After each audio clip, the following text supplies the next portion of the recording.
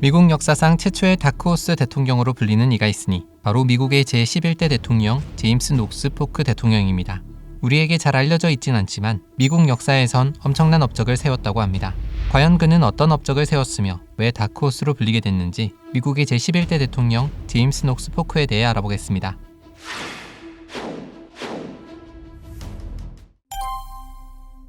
(1795년 11월 2일) 미국 노스캐롤라이나주 파인빌 근처에 있는 농장에 살던 아버지 사무엘 포크와 어머니 제인 녹스 포크 사이에서 10남매 중 장남으로 태어난 제임스 녹스 포크. 제임스네 집안은 오래전 아일랜드에서 미국으로 이주해온 집안으로 아버지 사무엘은 성공한 농부이자 토지 측량사였기 때문에 가정 환경은 부유한 편이었다고 합니다. 어린 시절 제임스는 키가 작고 자주 몸이 아픈 허약한 아이였습니다. 그 때문에 어린 시절엔 정식 교육을 받지 못했으며 집에서 부모님이나 가정교사에게 읽기나 쓰기, 수학 등을 배웠다고 합니다. 몸이 약해 학교도 제대로 다닐 수 없었지만 그래도 제임스는 동생들과 함께 말을 타고 사냥을 하고 총을 쏘는 법을 배웠다고 합니다. 그러던 1806년 제임스가 12살이 됐을 무렵 아버지는 더 큰 성공과 기회를 찾아 몇 년 전 제임스의 할아버지가 정착한 테네시주 마우리 카운티로 이사를 하게 됩니다. 그리고 그곳에서 아버지는 농장과 측량업, 거기에 부동산 투자까지 겸업하며 그 지역에서 가장 부유한 사람들 중 하나가 될 정도로 크게 성공을 거두게 됩니다. 어린 제임스는 시간이 날 때마다 아버지의 측량 일을 돕기 위해 한창 개발붐이 불고 있는 서부에 따라다녔다고 합니다. 하지만 이 일이 무리가 됐던지 16살이 됐을 무렵 제임스는 심한 요로결석을 앓게 됩니다. 그런데 당시만 해도 제대로 된 마취제도 없던 상황이라 제임스는 마취도 하지 않고 브랜디를 마시고 생으로 수술을 하게 됐다고 합니다. 다행히 수술은 성공적으로 끝났지만 훗날 제임스가 아이를 갖지 못한 건 이때 한 수술이 뭔가 잘못된 게 아닐까 라고 의심하는 사람들도 있다고 합니다. 여튼 제임스는 건강을 회복하게 되는데 아버지는 제임스가 자신의 사업을 함께 해주길 바랐습니다. 하지만 제임스는 학교에 다니기를 원했기 때문에 1813년 집 근처에 있는 장로교 아카데미에 입학을 하게 됩니다. 그리고 1816년 22살이라는 조금 늦은 나이에 노스캐롤라이나 대학에 2학년으로 입학했습니다. 어릴 때 몸이 아파 제대로 정규 교육을 받지 못했지만 워낙 총명하고 성실했던 제임스는 대학 입학 2년 만에 수석으로 졸업을 했을 뿐 아니라 학생 대표로 졸업식 연설까지 했습니다. 1818년 제임스는 대학을 졸업한 뒤 고향 테네시주로 돌아와 한 저명한 변호사 사무실에 들어가 본격적으로 법학을 공부하기 시작했습니다. 그리고 1820년 6월 테네시주 변호사 시험에 합격, 정식으로 변호사 자격을 얻게 됩니다. 당시 제임스가 변호사를 하던 시기는 1819년에 있었던 심각한 경제 불황으로 인해 많은 사건들이 쏟아지던 상황이었는데 덕분에 제임스는 변호사로 성공을 거둘 수 있었습니다. 그렇게 그는 변호사로 자리를 잡아가며 어린 시절부터 관심이 있었던 정치에도 자연스럽게 관심을 두게 됩니다. 이 무렵 평생의 멘토가 되는 정치적 스승, 미국의 7대 대통령이 되는 앤드류 잭슨을 만나 인연을 맺는데 제임스의 아이들은 앤드류 잭슨을 앤드류 삼촌이라고 부를 정도로 가족끼리도 친하게 지냈다고 합니다. 심지어 사람들은 앤드류 잭슨의 별명인 올드 히꼬리를 따라 제임스를 영 히꼬리라고 부를 정도로 둘은 여러 가지 면에서 비슷한 면모를 보였습니다. 그리고 1823년 변호사로 성공한 제임스는 이를 기반 삼아 테네시주 하원 선거에 나가 당선되며 본격적으로 정치인의 길을 걷기 시작합니다. 사람들은 키는 작지만 언변이 뛰어난 제임스를 보고 그루터기의 나폴레옹, 땅딸보 나폴레옹이라는 별명을 붙여주기도 했습니다. 1822년 초 제임스는 테네시주에서 가장 유명한 가문 중 하나이자 부유한 상인의 딸 사라 차일드레스를 만나 사랑에 빠지게 됩니다. 사라는 당시의 일반적인 여성들과 달리 대학교까지 졸업할 정도로 고등교육을 받은 여성이었습니다. 제임스가 사라에게 청혼을 했을 때 사라는 제임스가 주의원이 돼야 받아주겠다고 말할 정도로 주관이 확실하고 다부진 여성이었다고 합니다. 그리고 실제로 제임스가 하원 의원이 된 후 1824년 새해 첫날 30살의 제임스와 22살의 사라는 결혼을 하게 됩니다. 명문 가문의 딸 사라와의 결혼으로 제임스는 사회적으로 경제적으로 더 승승장구할 수 있게 됐는데 특히 사라는 아내 역할뿐 아니라 제임스의 가장 가까운 정치적 동료로서 남편의 연설을 돕고 정책 문제에 대해 조언을 했으며 선거 캠페인에서도 적극적으로 활동을 했다고 합니다. 또 사라는 남편이 대통령이 된 후 다른 사람들에 비해 키가 작은 남편이 어디에 입장할 때 사람들이 대통령이 입장했다는 것을 잘 모를까봐 일부러 남편이 들어올 때 Hail to the Chief를 연주하도록 했습니다. 그리고 이 곡이 지금은 미국 대통령 찬가로 공식 채택되어 있습니다. 그런데 앞서 얘기한 것처럼 10대 시절 제임스가 한 수술이 잘못된 건지 뭔지는 정확히 모르겠지만 평생 둘 사이엔 아이가 생기지 않았다고 합니다. 그래도 둘은 사이가 아주 좋았고 제임스는 세상을 떠나는 순간에도 나는 세라 당신만을 영원히 사랑했소라며 아내에 대한 사랑을 표현했다고 합니다. 1823년 테네시주 하원 의원이 된 제임스는 1825년엔 미국 연방 하원에 당선이 됩니다. 연방 하원 의원이 된 제임스는 당시 대통령 선거에서 자신의 멘토인 앤드류 잭슨을 꺾은 존 퀸시 애덤스 대통령의 여러 정책에 반대를 하며 앤드류 잭슨과는 더욱 긴밀한 관계를 맺게 됩니다. 그리고 1828년 앤드류 잭슨이 다시 대선에 출마했을 때 제임스는 누구보다 앤드류 잭슨의 당선을 위해 힘을 씁니다. 그리고 드디어 앤드류 잭슨은 미국의 7대 대통령에 당선이 되었습니다. 이후 1835년 제임스는 하원 의장 자리에 오르게 되는데 1838년 제임스는 앤드류 잭슨의 조언을 받아 의회를 떠나 테네시주 주지사 선거에 출마했습니다. 그렇게 1839년 주지사로 가뿐히 당선되며 제임스의 앞날은 계속해서 잘 풀릴 것만 같았습니다. 하지만 1841년과 1843년 주지사 선거에서 잇따라 낙선하며 제임스의 앞날에도 그림자가 들이우게 됩니다. 어느 누구도 그 다음 해에 있을 대통령 선거에서 제임스가 대통령 후보가 되리라곤 예상하지 못했습니다. 1844년 대통령 선거에서 이변이 일어나게 됩니다. 사실 이때까지만 해도 전 대통령인 마틴 밴 뷰런이 대통령 후보로 제임스는 부통령 후보로 거론이 되고 있었습니다. 그런데 당시 미국에서 가장 큰 정치적 이슈는 영토 확장을 둘러싼 문제였습니다. 텍사스 공화국은 멕시코로부터 독립한 후 미국 연방에 가입하기를 원했는데 마틴 밴 뷰런뿐 아니라 다른 후보들은 혹시나 이로 인해 멕시코와 전쟁이 일어나는 것은 아닐까 걱정하며 텍사스 합병에 대해 조심스러운 입장을 취하고 있었습니다. 이때 제임스는 영토 확장을 위해 텍사스 합병을 강하게 주장했고 앤드류 잭슨은 제임스의 주장을 적극 지원하며 결국 대통령 후보를 뽑는 민주당 전당대회에서 제임스는 민주당의 대통령 후보로 선출이 되었습니다. 바로 이 때문에 제임스는 최초의 다크호스 후보로 불려지게 된 것입니다. 실제로 주지사 선거에서도 2번이나 떨어진 제임스가 민주당의 대통령 후보까지 될 수 있었던 것은 앤드류 잭슨의 호강이 없었다면 절대 불가능한 일이라고 평가받기도 합니다. 이렇게 제임스가 민주당의 대통령 후보가 되자 정적인 휘그당에서는 제임스 녹스 포크는 누구인가 라며 대놓고 조롱을 하기도 했다고 합니다. 하지만 제임스는 더 공격적으로 영토 확장을 하겠으며 단 한 번의 임기만 채우겠다는 공약을 내세우며 휘그당의 거물 헨리 클레이를 상대로 대선에서 승리하게 됩니다. 그렇게 제임스는 미국의 제11대 대통령이 됩니다. 1845년 3월 4일 대통령에 취임한 제임스 녹스 포크. 대통령직에 오른 최초이자 유일한 하원 의장이었으며 당시 나이 51세로 최연소 미국 대통령으로도 이름을 올리게 됩니다. 제임스의 취임식은 최초로 전부로 보도되기도 했으며 신문사파에도 처음으로 소개되기도 했습니다. 50대의 젊은 대통령 제임스는 자신이 내세운 공약들을 하나하나 무서운 속도로 실현시켜 나갔습니다. 1846년 제일 먼저 독립 재무 시스템을 복원시켰으며 오리건 영토의 소유권 문제를 해결하기 위해 영국을 압박하여 오리건 조약에 서명하며 북위 49도, 지금의 미국과 캐나다의 국경을 확정짓게 됩니다. 그리고 1845년 텍사스가 미국 연방에 가입한 후 제임스는 이에 만족하지 않고 캘리포니아와 뉴멕시코를 인수하기 위해 의회에 멕시코 침공에 대한 지원을 요청하고 승인을 받아내기도 했습니다. 참고로 바로 이때 제6대 대통령인 존 퀸시 애덤스는 고함까지 질러대며 멕시코 전쟁을 반대하다 뇌졸중으로 쓰러져 사망하게 됩니다. 일부 사람들의 격렬한 반대에도 불구하고 1848년 제임스는 멕시코 전쟁을 일으켰습니다. 그 결과 미국은 멕시코에게 달랑 1,500만 달러를 주고 캘리포니아와 뉴멕시코의 막대한 용토를 헐값에 넘겨받을 수 있게 됩니다. 그리고 이로 인해 미국은 캘리포니아, 네바다, 유타, 애리조나, 뉴멕시코 등 오늘날 미국 영토의 4분의 1에 달하는 지역을 빼앗아 영토를 확장했습니다. 그런데 1848년에 있었던 선거에서 정적인 휘그당은 영토를 늘리기 위해 전쟁을 불사한 제임스를 공격했는데 반전 정서에 힘입어 휘그당 의원들이 대거 당선되면서 여소야대의 하원이 등장하게 됩니다. 바로 이때 당선된 인물들 중에는 에이브러햄 링컨도 있었다고 합니다. 제임스는 자신의 재임 기간 동안 영토를 어마무시하게 늘리고 최초의 우표를 발행하고 미국 해군 사관학교를 세우기도 했는데 놀라운 것은 이 모든 일을 4년의 임기 동안 모두 해냈다는 것입니다. 제임스 포크 행정부의 국무장관이자 훗날 15대 대통령이 되는 제임스 뷰캐넌은 그는 내가 아는 사람 중에 가장 열심히 일하는 사람이었다. 일을 열심히 한 나머지 4년이라는 짧은 시간 동안 너무 많이 늙은 사람처럼 보였다. 라고 할 정도로 제임스는 퇴임 무렵 머리가 백발이 다 되었다고 합니다. 첫 번째 임기가 끝날 무렵 제임스는 단 한 번만 임기를 채우겠다는 자신의 공약을 지키며 재선에 도전하기를 거부했습니다. 그렇게 1849년 3월 그는 대통령 임기를 마치게 됩니다.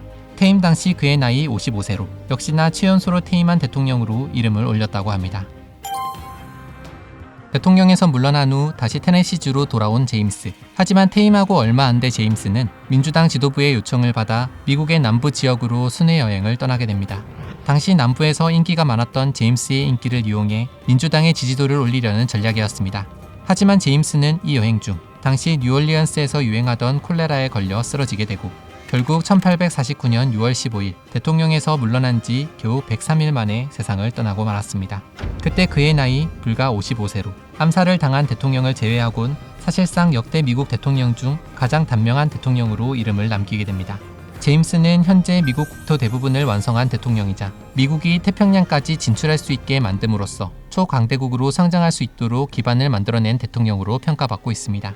하지만 멕시코 입장에선 철천지 원수이자 폭력에 의한 영토 확장으로 미국의 도덕성에 큰 흠집을 남긴 대통령이기도 하며 또 그 과정에서 북부와 남부 사이의 갈등을 한층 더 심화시킨 대통령으로도 이름을 남기게 되었습니다. 하지만 하나 분명한 건 대통령 선거 당시 자신이 내세운 공약들을 단 4년 만에 거의 실현시킨 놀라운 사람이라는 것입니다. 지금까지 미국 제11대 대통령 제임스 녹스 포크에 대해 알아봤습니다. 미국의 역대 대통령들 중엔 임기 중 갑자기 세상을 떠난 불운한 대통령들이 몇 명 있습니다. 그중 오늘 알아볼 12대 대통령 제커리 테일러 역시 임기가 시작하고 얼마 안 돼 목숨을 잃게 된 대통령입니다. 그런데 그 원인은 다름 아닌 체리 열매였습니다. 이번 영상에서는 40년 동안 군인으로 뛰어난 활약을 하며 전쟁 영웅이자 국민 영웅으로 추앙받다 대통령까지 된 주인공. 하지만 너무도 허무하게 세상을 떠난 미국의 제12대 대통령 제커리 테일러에 대해 알아보겠습니다. 1784년 11월 24일 미국 버지니아주 오렌지 카운티에 살던 아버지 리차드 리 테일러와 어머니 사라 다브니 테일러 사이에서 6남 3녀 중 셋째 아들로 태어난 제커리 테일러. 아버지 리처드와 어머니 사라는 버지니아의 이름 있는 명문가 출신으로 제커리가 태어나고 얼마 안 돼 가족들은 버지니아를 떠나 켄터키주 루이빌의 외곽 지역으로 이사를 가게 됩니다. 루이빌로 이사를 갔을 때는 이제 막 개발을 하고 성장을 하던 시점으로 제커리의 아버지는 농장을 더 큰 규모로 늘릴 수 있었고 흑인 노예들도 더 많이 소유할 수 있게 됐다고 합니다. 또한 제커리의 아버지 리처드는 미국 독립혁명 당시 미국 육군에서 중령으로 복무하며 미국의 독립을 위해 열심히 싸운 장교 출신이기도 했습니다. 어린 제커리는 시간이 날 때마다 아버지로부터 독립전쟁에 대한 얘기를 들을 수 있었는데 그 때문인지 제커리는 어려서부터 군인이 되고 싶어 했다고 합니다. 그런데 켄터키주는 아직 교육 시스템이 제대로 마련돼 있지 않는 관계로 제커리는 형제들과 함께 주로 집에서 가정교사에게 읽기와 쓰기 등을 배우고 중간중간 학교나 학원에 다니는 시기였다고 합니다. 그러면서 한편으론 언젠간 자신의 꿈인 군인이 되기 위해 승마나 사냥, 사격 등을 배웠다고 합니다. 1806년 23살이 된 제커리는 대학에 입학하는 대신 자신의 오랜 꿈인 군인이 되기 위해 군에 입대를 했습니다. 이후 1808년 켄터키주 제7보병연대에서 중위로 임관을 하게 됩니다. 제커리가 장교로서 맡게 된 첫 번째 임무는 지금의 테네시주 멤피스에 위치한 한 요새의 수비대를 맡아 지휘하는 일이었습니다. 그리고 이때부터 40년 동안 제커리는 국경 지역의 전초기지에서 군인으로 생활을 하게 됩니다. 1809년 제커리는 뉴올리언스 지역의 황폐한 캠프에서 군 생활을 했습니다. 이때 제커리를 포함한 많은 병사들은 질병과 물자 부족 등으로 큰 고통을 겪었고 제커리 역시 병을 얻어 휴가차 고향집으로 가야 했다고 합니다. 그렇게 다시 건강을 회복한 후 1810년 11월엔 대위로 진급하게 됩니다. 제커리는 이렇게 군인으로 지내면서도 자신의 재산 관리에도 많은 신경을 쓰는 듯 이제에 관심이 많은 사람이었다고 합니다. 은행 주식을 대량으로 매입하거나 루이빌 근처나 미시시피 준주 지역에 있는 농장 등을 사는 시기였는데 그 결과 흑인 노예 수가 200명 이상으로 늘어날 정도로 제커리는 경제적으로도 큰 성공을 거두게 됩니다.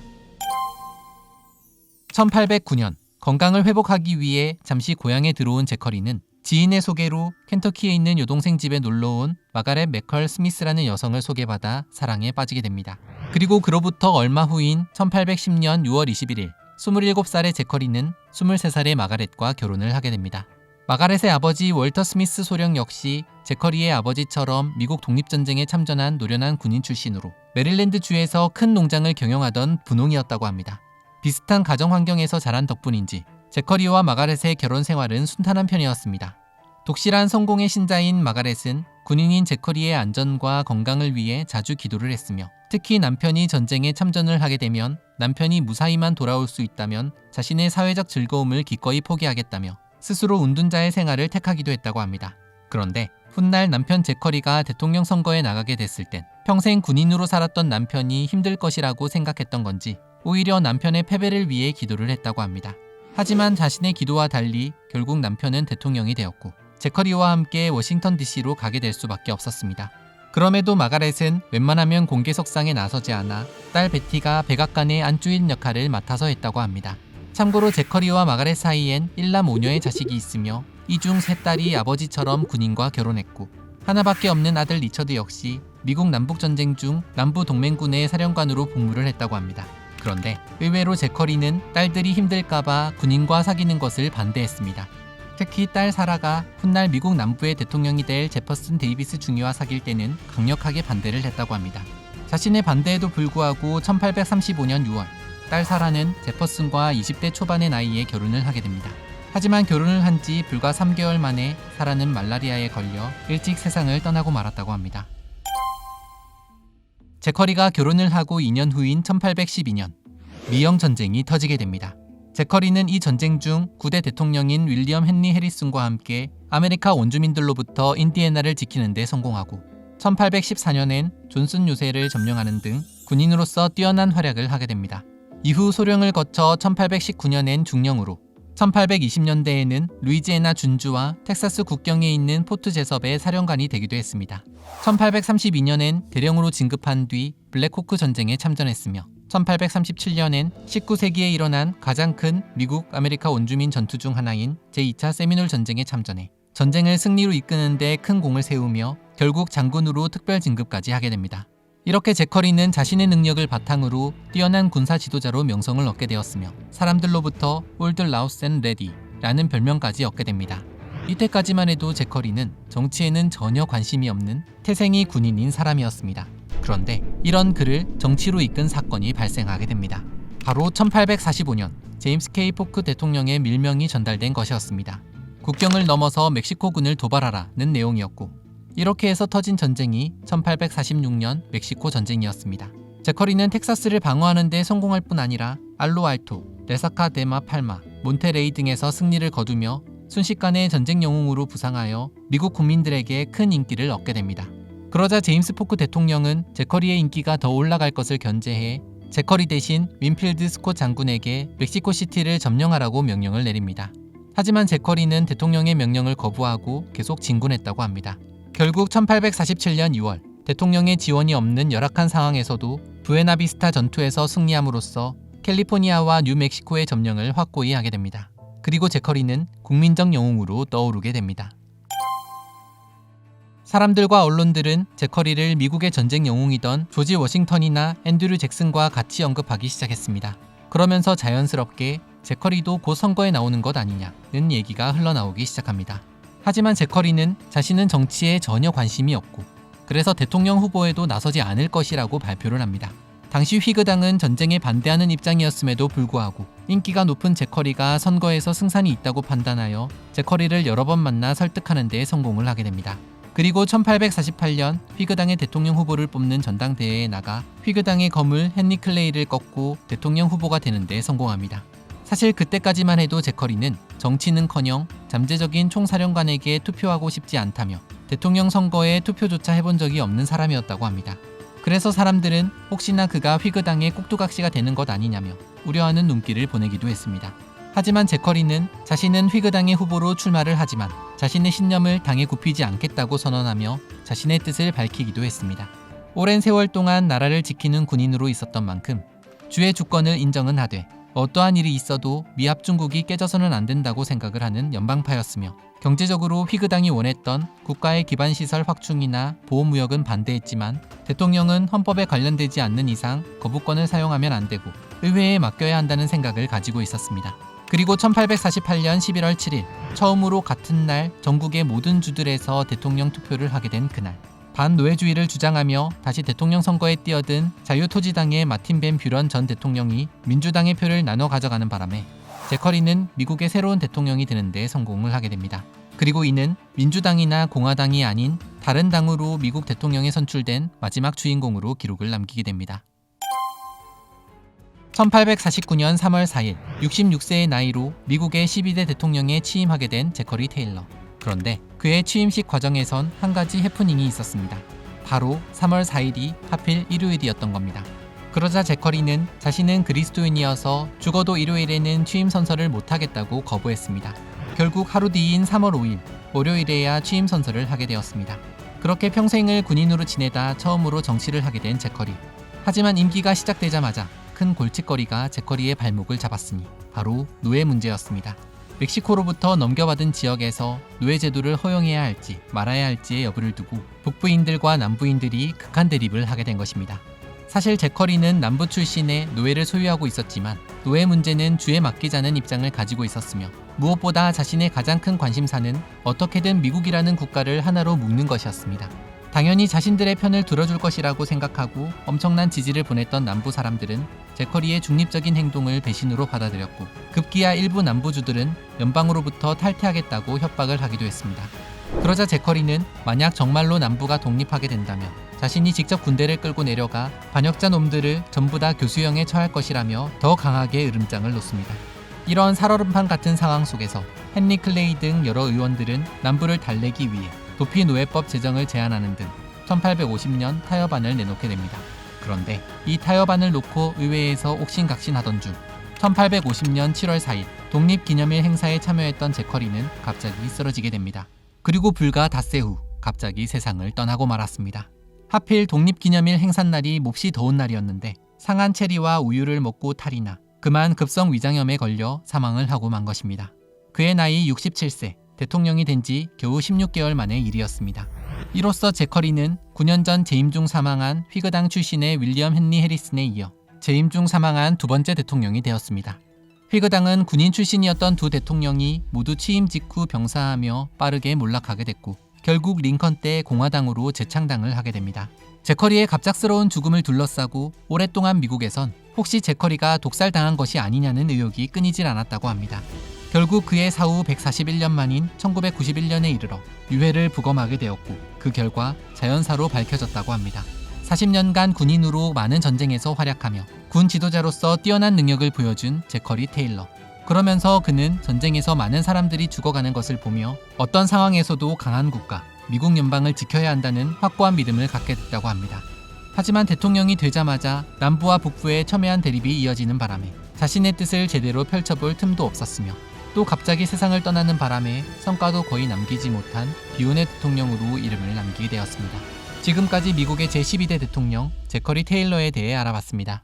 미국 제12대 대통령인 제커리 테일러가 상한 체리와 우유를 먹고 갑자기 사망하게 되면서 부통령이었던 밀러드 필모어는 하루아침에 미국 제13대 대통령이 됩니다. 미국 역사상 두 번째로 부통령에서 대통령직을 승계한 대통령인데요. 가난한 집에서 태어나 백악관 주인이 되면서 평범한 사람도 아메리칸 드림의 주인공이 될 수 있다는 것을 몸으로 보여준 주인공이죠. 오늘은 미국의 제13대 대통령 밀러드 필모어에 대해 알아보겠습니다.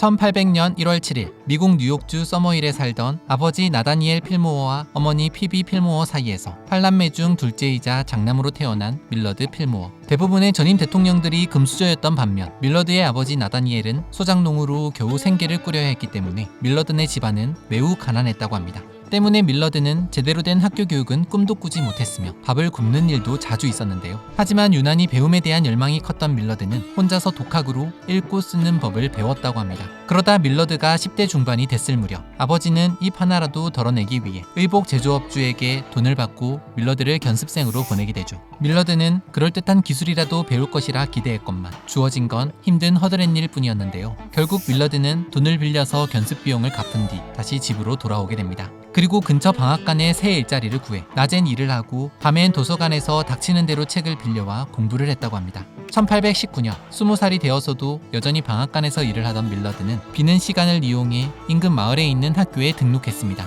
한 교실에서 전학년이 함께 모여 공부를 할 정도로 작은 학교였는데요. 밀러드는 그곳에서 자신보다 겨우 2살 연상의 교사 에비게일 파워스를 만나 사랑에 빠지게 되죠. 학교에 다닌 기간은 고작 6개월 정도뿐이었지만 에비게일은 밀러드의 인생에 큰 영향을 미쳤습니다.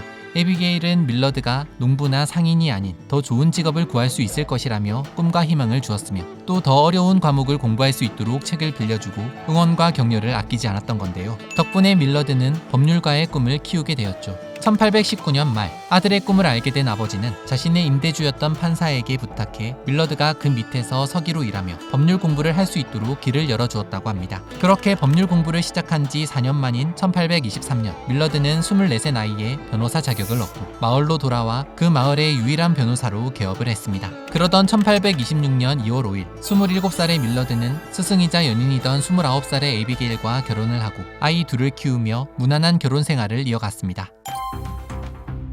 고향 마을에서 변호사로 제법 성공을 거둔 밀러드는 정치계로부터 러브콜을 받기 시작했습니다. 그리고 1828년 29세의 밀러드는 뉴욕주 주의회 의원으로 선출되며 처음으로 정치에 발을 들이게 되죠. 그렇게 정치에 입문한 밀러드는 특히 채무자들의 투옥 문제에 관심을 두었다고 합니다. 당시만 해도 빚을 갚지 못하면 무조건 감옥에 가두는 것이 일반적이었는데 밀러드는 가난했던 자신의 과거를 떠올리며 이유를 불문하고 빚을 못 갚는다고 해서 무조건 투옥하는 것을 금지시키는 법률을 통과시키기 위해 많은 노력을 하게 됩니다. 그리고 밀러드의 노력과 진심이 잘 전해졌는지 1832년엔 미국 뉴욕주 하원 의원에도 선출되죠. 밀러드는 처음엔 제3정당이었던 반미소닉당의 소속이었지만 1830년대 중반 당원 대부분이 휘그당으로 입당하면서 함께 휘그당 의원으로 넘어갔습니다. 이후 잇따라 재선에 성공하며 1843년까지 하원 의원으로 보낸 밀러드는 세입위원회의 의장으로 활동하며 수입 상품들에 의무적으로 부과되는 세금을 늘린 보호관세의 주창자로도 이름을 남기게 됩니다. 하지만 1844년 그는 뉴욕주 주지사 선거에 도전했다가 실패하면서 버펄로로 가서 변호사 일을 다시 시작했습니다.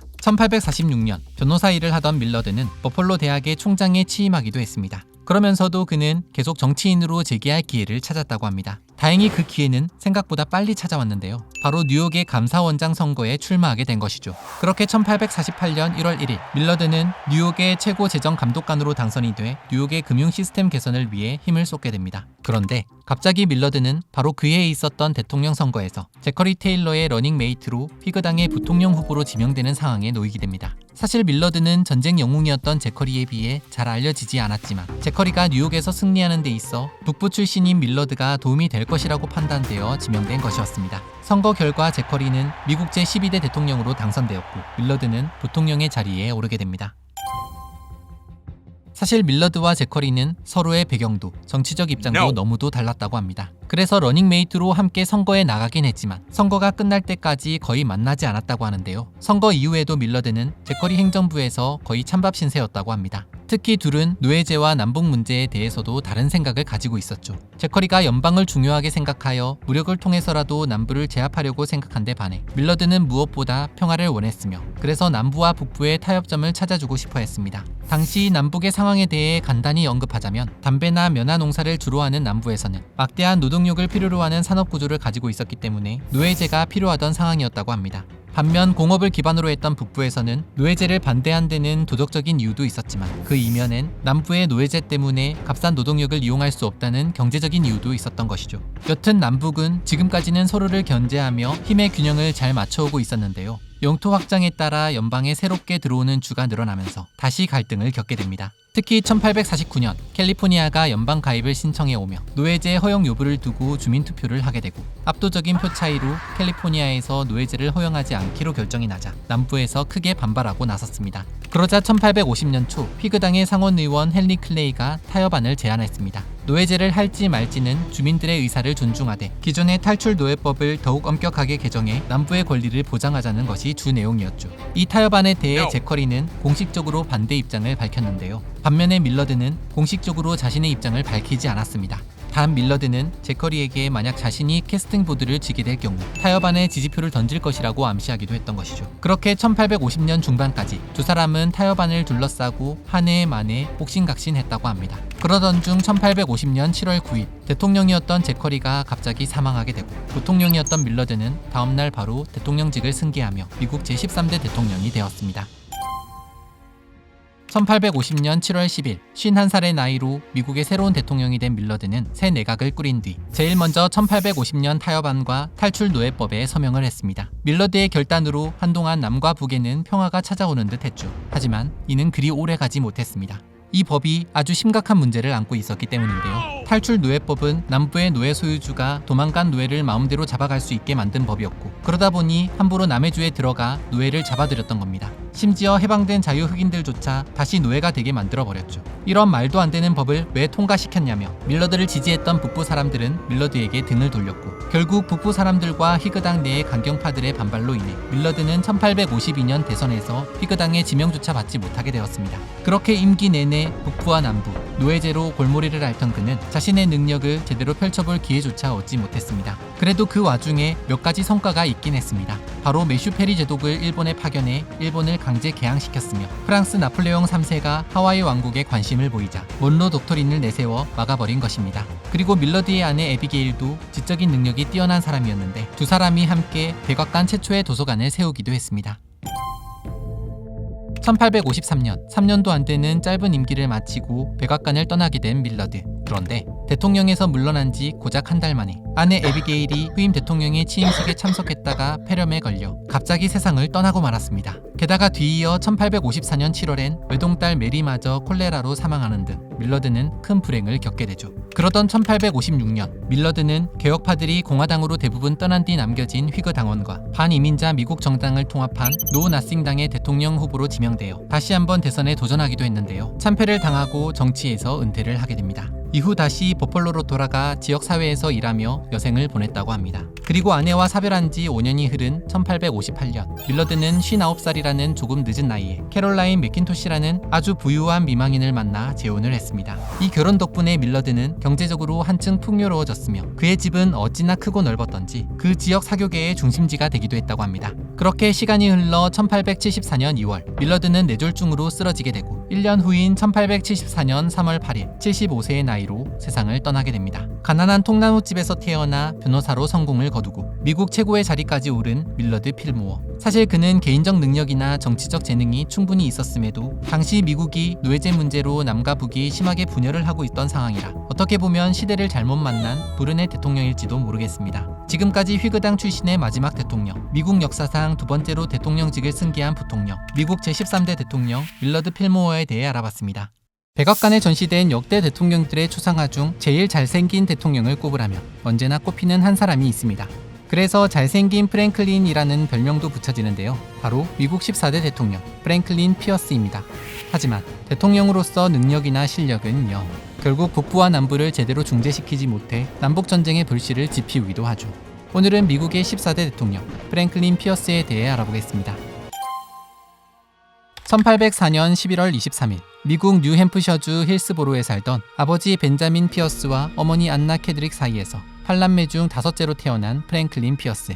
아버지 벤자민은 미국 독립전쟁에 참전한 준장 출신으로 이후 2번이나 뉴햄프셔주의 주지사를 지냅니다. 한마디로 명문 가문 출신이라고 볼 수 있죠.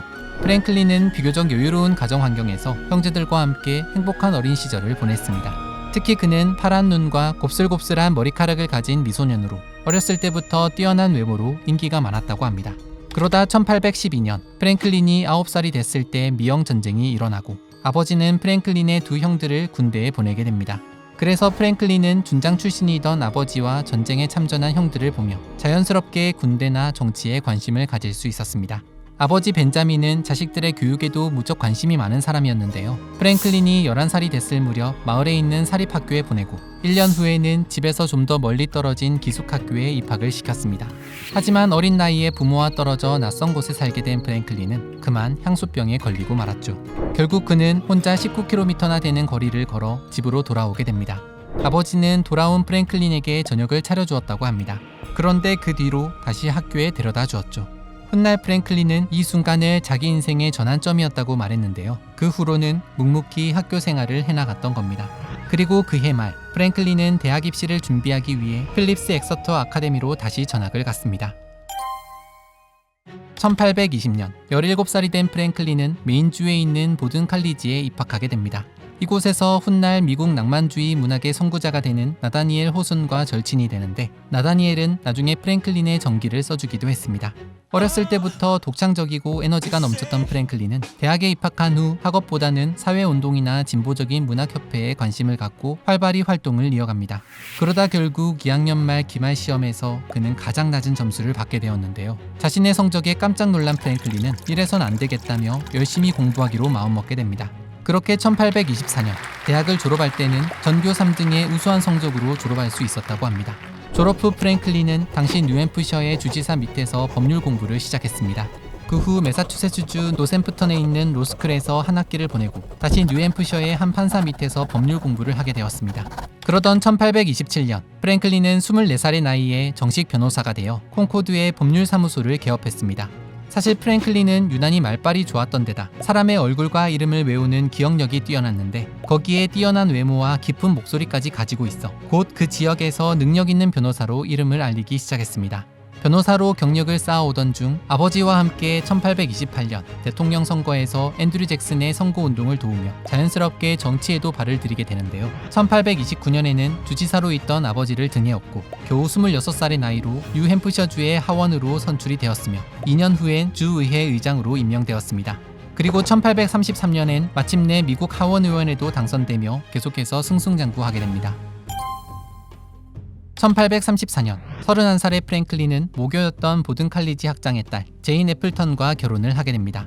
둘의 성향은 전혀 달랐다고 하는데, 인기가 많고 외향적이었던 프랭클린과 달리 제인은 무척 내성적인 여성이었기 때문입니다.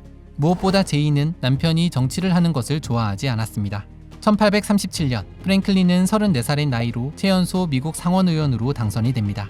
상원의원으로 정치를 하기 위해 고향인 뉴햄프셔를 떠나 워싱턴에서 생활을 해야 했던 그는 아는 사람도 별로 없고 낯선 워싱턴 생활에 적응하지 못하며 결국 술에 의지하기 시작했는데요. 이러한 상황을 알았던 제인은 프랭클린이 워싱턴에 머무는 동안에 자신은 콩코드에서 주로 머물며 계속해서 남편에게 정치를 그만하라고 설득했다고 합니다. 결국 1841년 프랭클린은 상원의원에서 사임한 뒤 콩코드로 돌아가 다시 변호사 생활을 시작했습니다. 그리고 이번에도 역시나 뛰어난 기억력과 말빨로 법정에서 많은 청중들을 끌어모으는 스타 변호사로 명성을 떨치게 되는데요. 때론 돈이 없는 가난한 사람들을 위해 무료 변론을 하기도 했다고 합니다. 아내의 조언에 따라 술을 끊고 군주운동에도 적극적으로 참여했는데, 이처럼 프랭클린은 정치에서 한 발 물러나긴 했지만 다른 방식으로 정치에 계속 관여를 했던 겁니다. 1844년 그는 제임스 포크의 당선을 위해 열심히 선거운동을 했습니다. 그리고 결국 제임스 포크가 대통령에 당선되고 이후 프랭클린은 뉴햄프셔 지역의 미국 검사로 임명이 될 수 있었습니다. 1846년 미국과 멕시코 사이에 전쟁이 시작되자 프랭클린은 스스로 먼저 뉴햄프셔 지역에서 자원봉사자를 모집하는 일을 하게 됩니다. 그는 자신의 아버지가 정치적으로 성공할 수 있었던 것은 군 경력이 크게 영향을 미쳤을 것이라고 생각하고 있었습니다. 그래서 제임스 포크 대통령에게 부탁을 해 대령으로 임관되어 군생활을 하기 시작했는데요. 얼마 후엔 바로 준장으로 진급이 되기도 했습니다. 그리고 1847년 전투 경력이 거의 없었음에도 불구하고 프랭클린은 윈필드 스콧 장군의 지휘 아래 2,000명이 넘는 원정대를 이끌고 멕시코의 베라크루즈 해안을 침공하기도 합니다.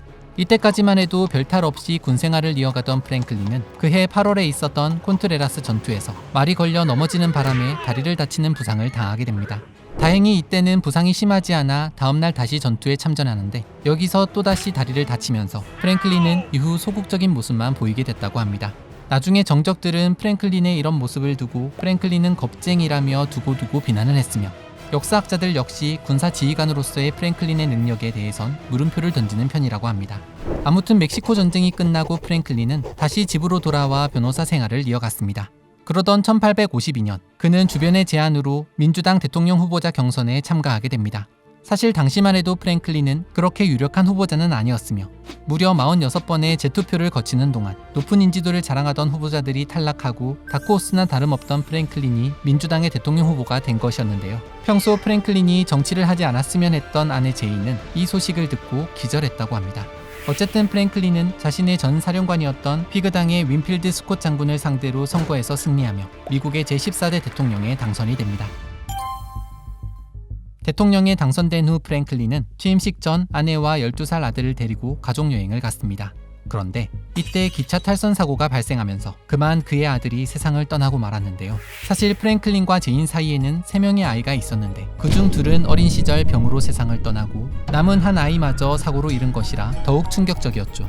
1853년 3월 4일 프랭클린은 큰 슬픔과 충격 속에 취임식을 치러야 했으며 제인은 결국 남편의 취임식에 참석하지 않고 방에서만 은둔하며 먼저 죽은 아이들에게 편지만 썼다고 합니다. 심지어 2년가량은 제인 대신 제인의 이모가 영부인 역할을 대행해야 했는데 2년이 지난 후에야 제인이 영부인으로 활동했다고 합니다. 아무튼 프랭클린이 대통령에 취임할 당시 나이는 50살로 19세기에 태어난 최초의 대통령으로도 이름을 올렸습니다. 프랭클린이 대통령에 취임했을 당시 미국 사회는 표면적으론 전국이 안정된 시기로 보였습니다. 그러다 1853년 12월 30일 남부 대륙 횡단철도를 건설하기 위해 미국은 멕시코에게 $10,000,000를 지불하고 오늘날의 애리조나 남부와 뉴멕시코 남부에 해당하는 지역을 매입하게 됩니다. 그런데 이 일은 프랭클린의 골칫거리가 되고 말았습니다. 그가 새 영토를 매입한 후 1854년 5월 30일에 캔자스 네브래스카법에 서명을 했기 때문이었죠.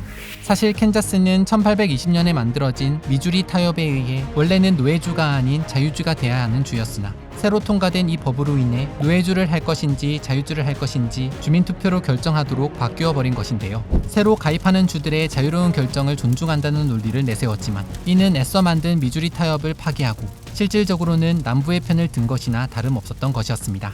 그리고 이 무렵 미주리 협정의 폐기를 반대하며 피그당 내 탈당파, 자유토지당, 북부 세력이 연합해 만든 당이 바로 오늘날의 공화당입니다. 공화당은 지금이야 미국의 보수 진영을 대표하는 정당이지만 당시만 해도 노예 해방을 주장했던 이들이 주축이 돼 만들어진 진보파 주류의 빅텐트 정당이었다고 합니다. 여튼 이 일로 당연히 북부에서는 말도 안 되는 일이라고 분개하며 프랭클린에게서 돌아섰고 이후 노예제 문제를 둘러싼 남부와 북부의 갈등은 점차 심해지게 된 것이었죠. 프랭클린은 결국 1856년 대선에서 민주당 후보로 지명받지 못했고 단 한 번의 임기로 대통령직을 마치게 되었습니다. 1857년 3월 프랭클린은 건강이 악화된 아내를 회복시키고 자신의 복잡한 심경도 정리하는 차원에서 바로 해외로 여행을 떠났습니다. 해외에서 2년의 시간을 보낸 후 두 사람은 다시 콩코드로 돌아와 살게 되는데 그러다 1863년 12월 아내 제인이 먼저 세상을 떠나면서 프랭클린은 절친인 나다니엘 호선과 더 많은 시간을 보내기 시작했는데요. 1864년에는 투병 중이던 나다니엘과 함께 요양 목적으로 여행길에 오르기도 했죠. 하지만 여행 도중 나다니엘은 병이 악화되면서 세상을 떠나고 말았습니다. 불과 1, 2년 사이 아내와 절친이 세상을 떠나자 프랭클린은 다시 술에 의지해 살아가게 되고 결국 1869년 10월 8일 66세의 나이에 간경화로 숨을 거두게 됩니다. 유능한 정치인이자 호감이 가는 인물이었다는 평에도 불구하고 프랭클린은 집권 초기 판단 미스와 문제 대처 능력 부족으로 인해 북부 사람들의 지지를 잃고 말았습니다. 그리고 이로 인해 훗날 남북전쟁을 불러오는 결과를 가져오기도 했죠. 그의 정부는 미국 역사상 가장 비참한 정권 중 하나로 판명되었다. 국가 정치 지도자로서 프랭클린은 사고였다. 라며 그는 미국 역사상 최악의 대통령 중 한 사람으로 늘 손에 꼽히고 있습니다. 이상 미국의 제14대 대통령 프랭클린 피어스에 대해 알아봤습니다.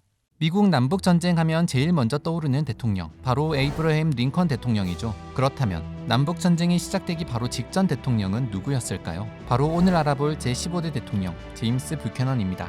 미국에서 유일한 독신 대통령이자 남부와 북부의 갈등을 중재하지 못해 남북전쟁의 단초를 제공한 대통령. 이번 영상에서는 미국의 제15대 대통령 제임스 뷰캐넌에 대해 알아보겠습니다. 1791년 4월 23일 미국 펜실베이니아주 머서스버그에 살던 아버지 제임스 뷰캐넌 시니어와 어머니 엘리자베스 뷰캐넌 사이에서 11남매 중 둘째이자 장남으로 태어난 제임스 뷰캐넌. 아버지 제임스 뷰캐넌 시니어는 1783년 아일랜드에서 미국으로 건너와 결혼을 하고 잡화점을 열었는데 이후 상인, 농부, 부동산 투자자로 일하면서 그 지역에서 가장 부유한 사람 중 하나가 되었다고 합니다. 어머니 엘리자베스는 교육을 무척 잘 받은 여성으로 아이들의 교육에도 무척 관심이 많았는데요. 그래서 제임스도 어려서부터 여러 가지 교육을 받았죠. 아버지의 상점에서 일하며 산수와 부기를 배웠고 마을의 목사 밑에서 그리스어와 라틴어를 공부하다 마을에 있는 학교를 진학해 본격적으로 학업을 이어갔습니다. 그러다 1807년 17살이 된 제임스는 펜실베이니아 칼라일에 있는 디킨스 대학에 입학하게 됩니다. 그런데 그는 대학에 입학한 지 1년 만에 학교에서 난폭한 행동으로 문제를 일으켜 정학에 이어 그만 퇴학까지 당하고 말았는데요. 하지만 다행히 기회를 얻어 학교에 다시 복학할 수 있었고 이후엔 정신을 잘 차렸는지 1809년 학교를 우등생으로 졸업할 수 있었다고 합니다.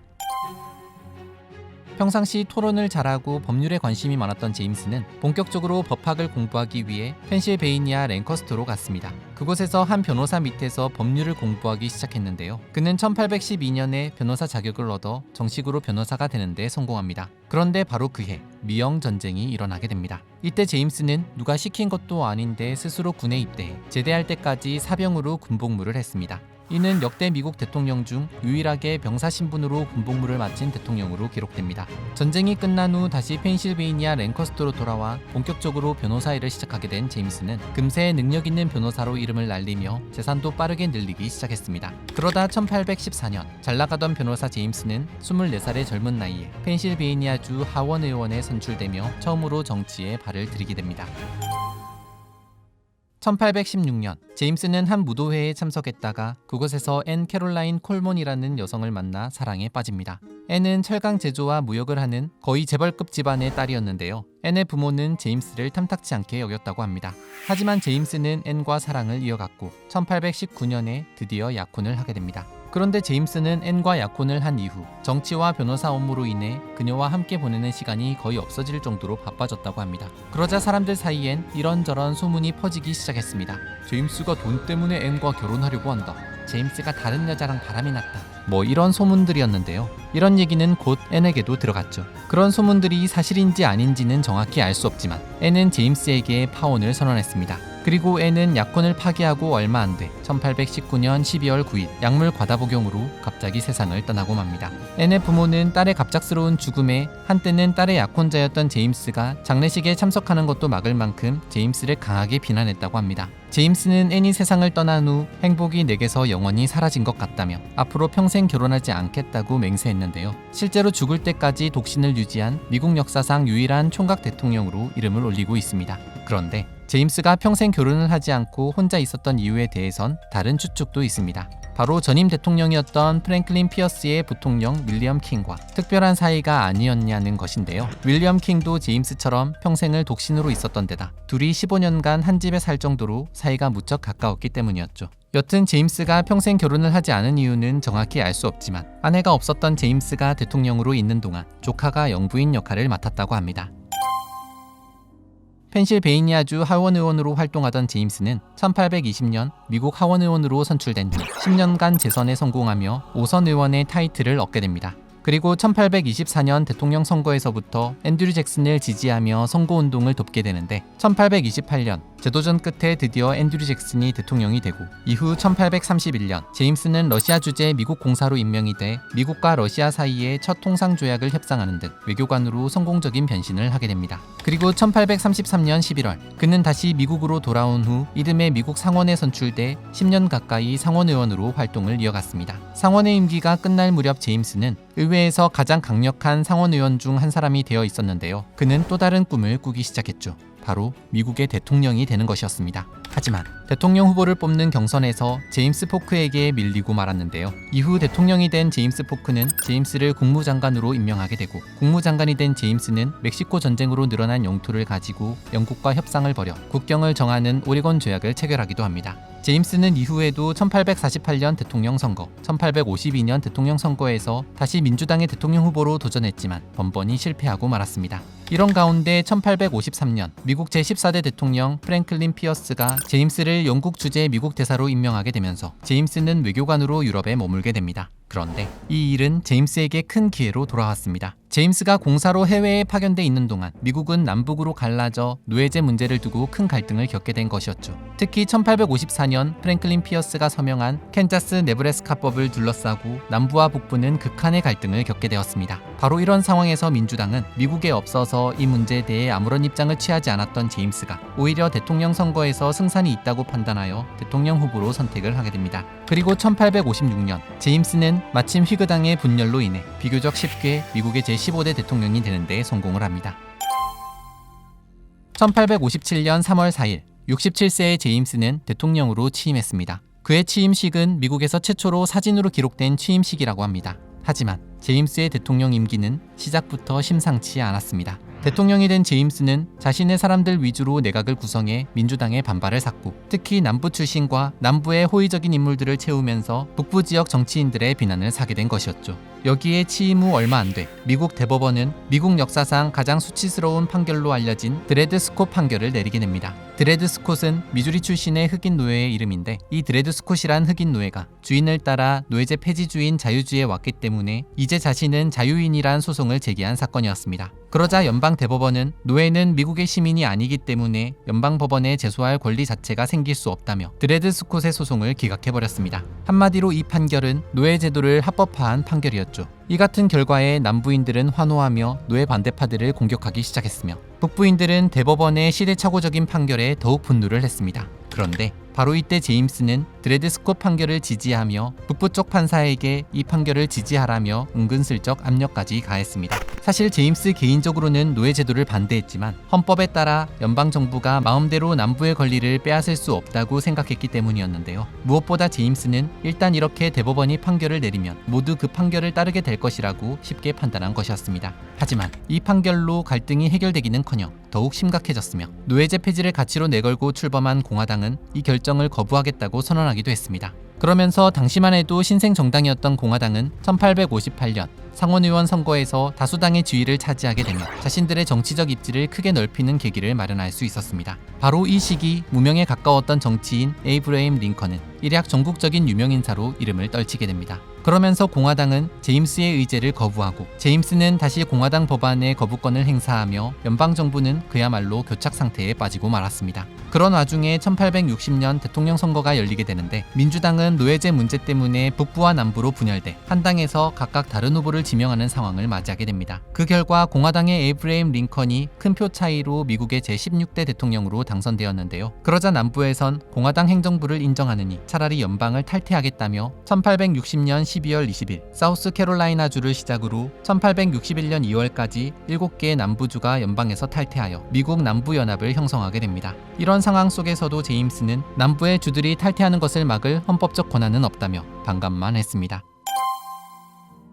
1861년 3월 4일 에이브러임 링컨이 제16대 대통령에 취임하고 제임스는 펜실베이니아로 은퇴를 하게 됩니다. 그리고 얼마 후인 1861년 4월 12일 남부군이 사우스캐롤라이나의 섬터 요새에 발포를 하며 남북전쟁이 시작되는데요. 그러자 많은 사람들은 남부주의 분리를 막지 못한 제임스에게 전쟁에 책임이 있다며 제임스를 강하게 비난했습니다. 심지어 상원은 제임스를 규탄하는 결의안 초안을 작성하기도 했으며, 제임스의 초상화가 훼손되는 걸 막기 위해 국회의사당에선 그의 얼굴을 내리기까지 했죠. 이렇게 자신에 대한 비난의 목소리가 커지자 제임스는 우울증에 빠질 정도로 힘들어하기도 했습니다. 그러다 1862년 자신을 변호하기 위해 반란 이전의 뷰캐넌 행정부라는 회고록을 쓰기 시작했는데요. 남북 전쟁은 자신 때문이 아니라 노예 폐지론자들과 공화당원들 탓이란 내용이었습니다. 이 회고록은 남북전쟁이 끝나고 1년 후인 1866년에 출판되었지만 자신의 기대와는 달리 아무런 호응도 얻지 못했습니다. 실망한 제임스는 이후 집에서 은둔하며 친한 친구들만 만나며 살아가는데요. 그러다 1868년 6월 1일 78세의 일기를 끝으로 세상을 떠나게 됩니다.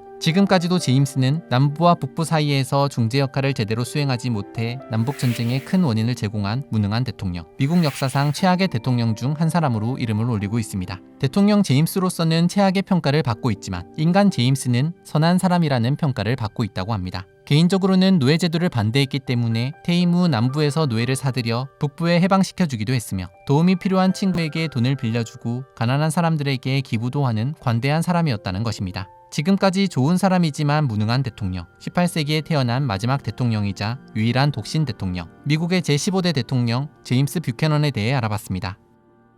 가장 완벽한 리더십의 표본으로 꼽히는 대통령, 미국은 물론 전 세계에서도 가장 유명한 대통령, 바로 미국의 제16대 대통령 에이브러임 링컨입니다. 링컨이 없었더라면 오늘의 미국은 50개의 작은 나라로 나뉘어 있었을지도 모른다 라는 말도 있죠. 분열된 미국을 하나로 통일한 대통령이자 남북전쟁을 승리로 이끌어 노예제를 폐지한 대통령, 오늘은 국민에 의한 국민을 위한 정치를 내세우며 미국 역사에서 가장 훌륭한 대통령으로 꼽히는 제16대 대통령 에이브러임 링컨에 대해 알아보겠습니다.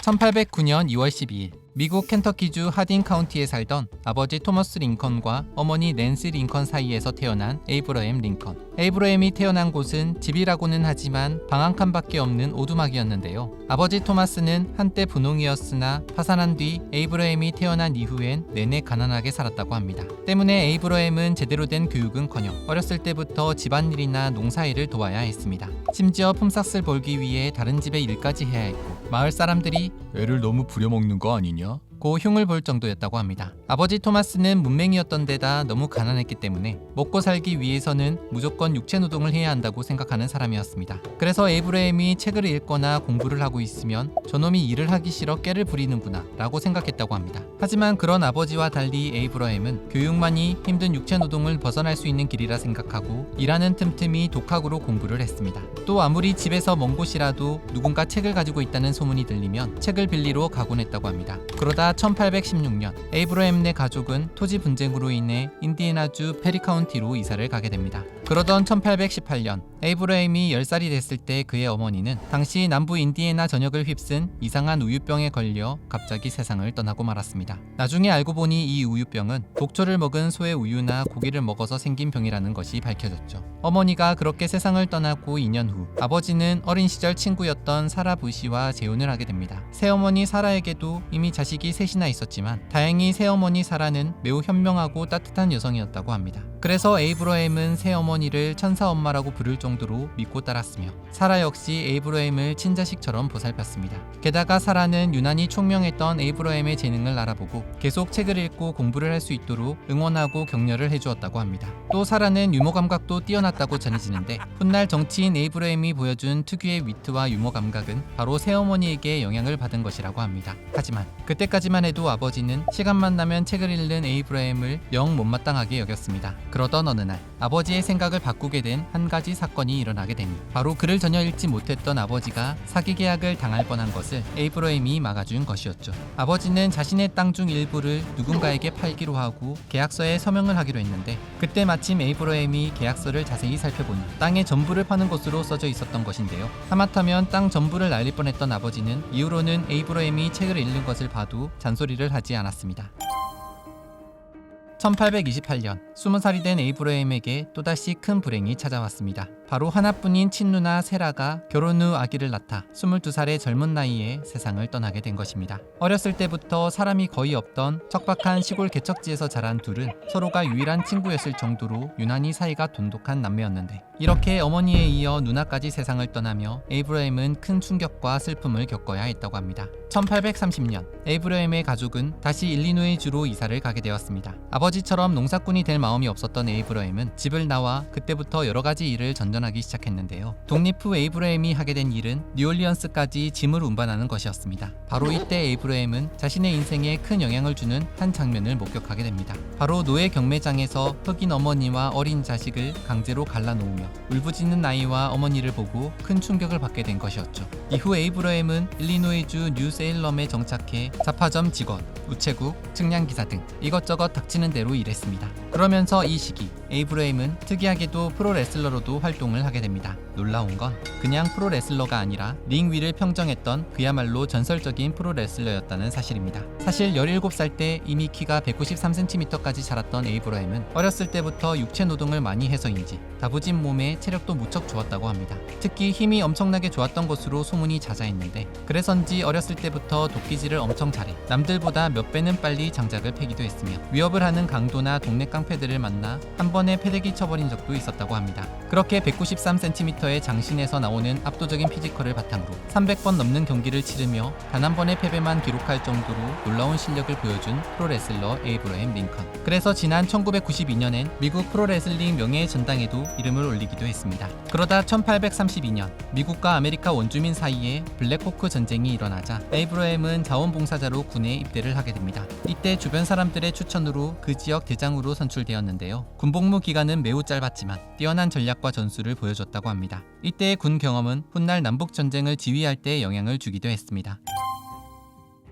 짧은 군복무를 마치고 다시 일반인으로 돌아온 에이브라임은 친구와 동업으로 잡화점을 운영하게 됩니다. 하지만 얼마 되지 않아 쫄딱 망해 많은 빚을 지고 말았는데요. 똑똑해 보이는 젊은 친구가 그리 된 게 안타까웠는지 주변 사람들은 에이브라임에게 주의회 선거에 나가보라고 추천을 합니다. 그렇게 1832년 에이브라임은 주의회 선거에 출마하게 되죠. 하지만 13명 중 8위로 낙선을 하게 되고 다시 일을 구해야 했던 에이브라임은 친구에게 돈을 빌려 또다시 사업을 하지만 이번에도 역시나 결과는 폭망. 이때 생긴 빚을 갚는 데만 무려 17년이 걸렸다고 합니다. 여튼 그 사이 1834년 다시 주의회 선거가 열리게 되는데 이번에도 역시 지인들의 추천으로 에이브라임은 선거에 출마했고 다행히 이번엔 일리노이주 주의원에 당선되었습니다. 그때 에이브라임의 나이 26세였습니다. 막상 주의원이 되고 보니 에이브라임은 자신의 직업에 한계를 느꼈다고 합니다. 그래서 그는 어린 시절부터 관심이 있었던 법학을 독학으로 공부했고 결국 1836년 변호사 시험에 합격했습니다. 이후 에이브라임은 일리노이주 스프링필드로 옮겨 본격적으로 변호사 활동을 이어가게 되죠. 가난한 집 출신의 별다른 배경도 없었던 에이브라임은 변호사 초기에만 하더라도 일감이 별로 없었다고 합니다.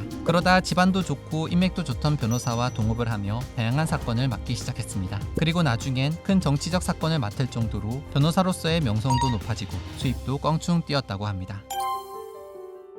1839년 12월 에이브라임은 켄터키주 상류층 가문 출신의 9살 연하 메리 토드라는 여성을 만나 사랑에 빠지게 됩니다. 사교적이고 화려한 것을 좋아했던 메리는 에이브라임과는 성격도 정반대였습니다. 게다가 메리의 전 남자친구는 훗날 에이브라임의 정적이 되는 민주당의 거물 정치인 스티븐 더글러스였다고 합니다. 메리의 집에서는 가난한 집 출신인 에이브라임과의 결혼을 탐탁치 않게 여겼지만 둘은 1842년 결혼을 하고 아이 넷을 낳아 가정을 꾸리게 됩니다. 엄한 아버지 밑에서 자란 하늘 풀기라도 하듯 아이들에게 유난히 다정했다는 에이브라임 링컨. 하지만 그에겐 비극이 끊이지 않았습니다. 장남을 제외하곤 모두 어린 나이에 일찍 병으로 세상을 떠난 것인데요. 바로 이 때문에 아내 메리는 평생을 우울증과 히스테리, 편집증에 시달렸으며 에이브라임 역시 아들의 죽음과 아내의 심각한 정신 상태로 인해 큰 고통을 겪어야 했습니다. 그런 와중에 공처가였던 에이브라임은 아픈 아내를 낫게 하기 위해 헌신을 다했다고 합니다. 그럼에도 결국 메리는 남편 에이브라임이 암살당하고 뒤이어 막내 아들이 병으로 세상을 떠난 후 정신질환 판정을 받고 이후 정신병원에 보내질 정도로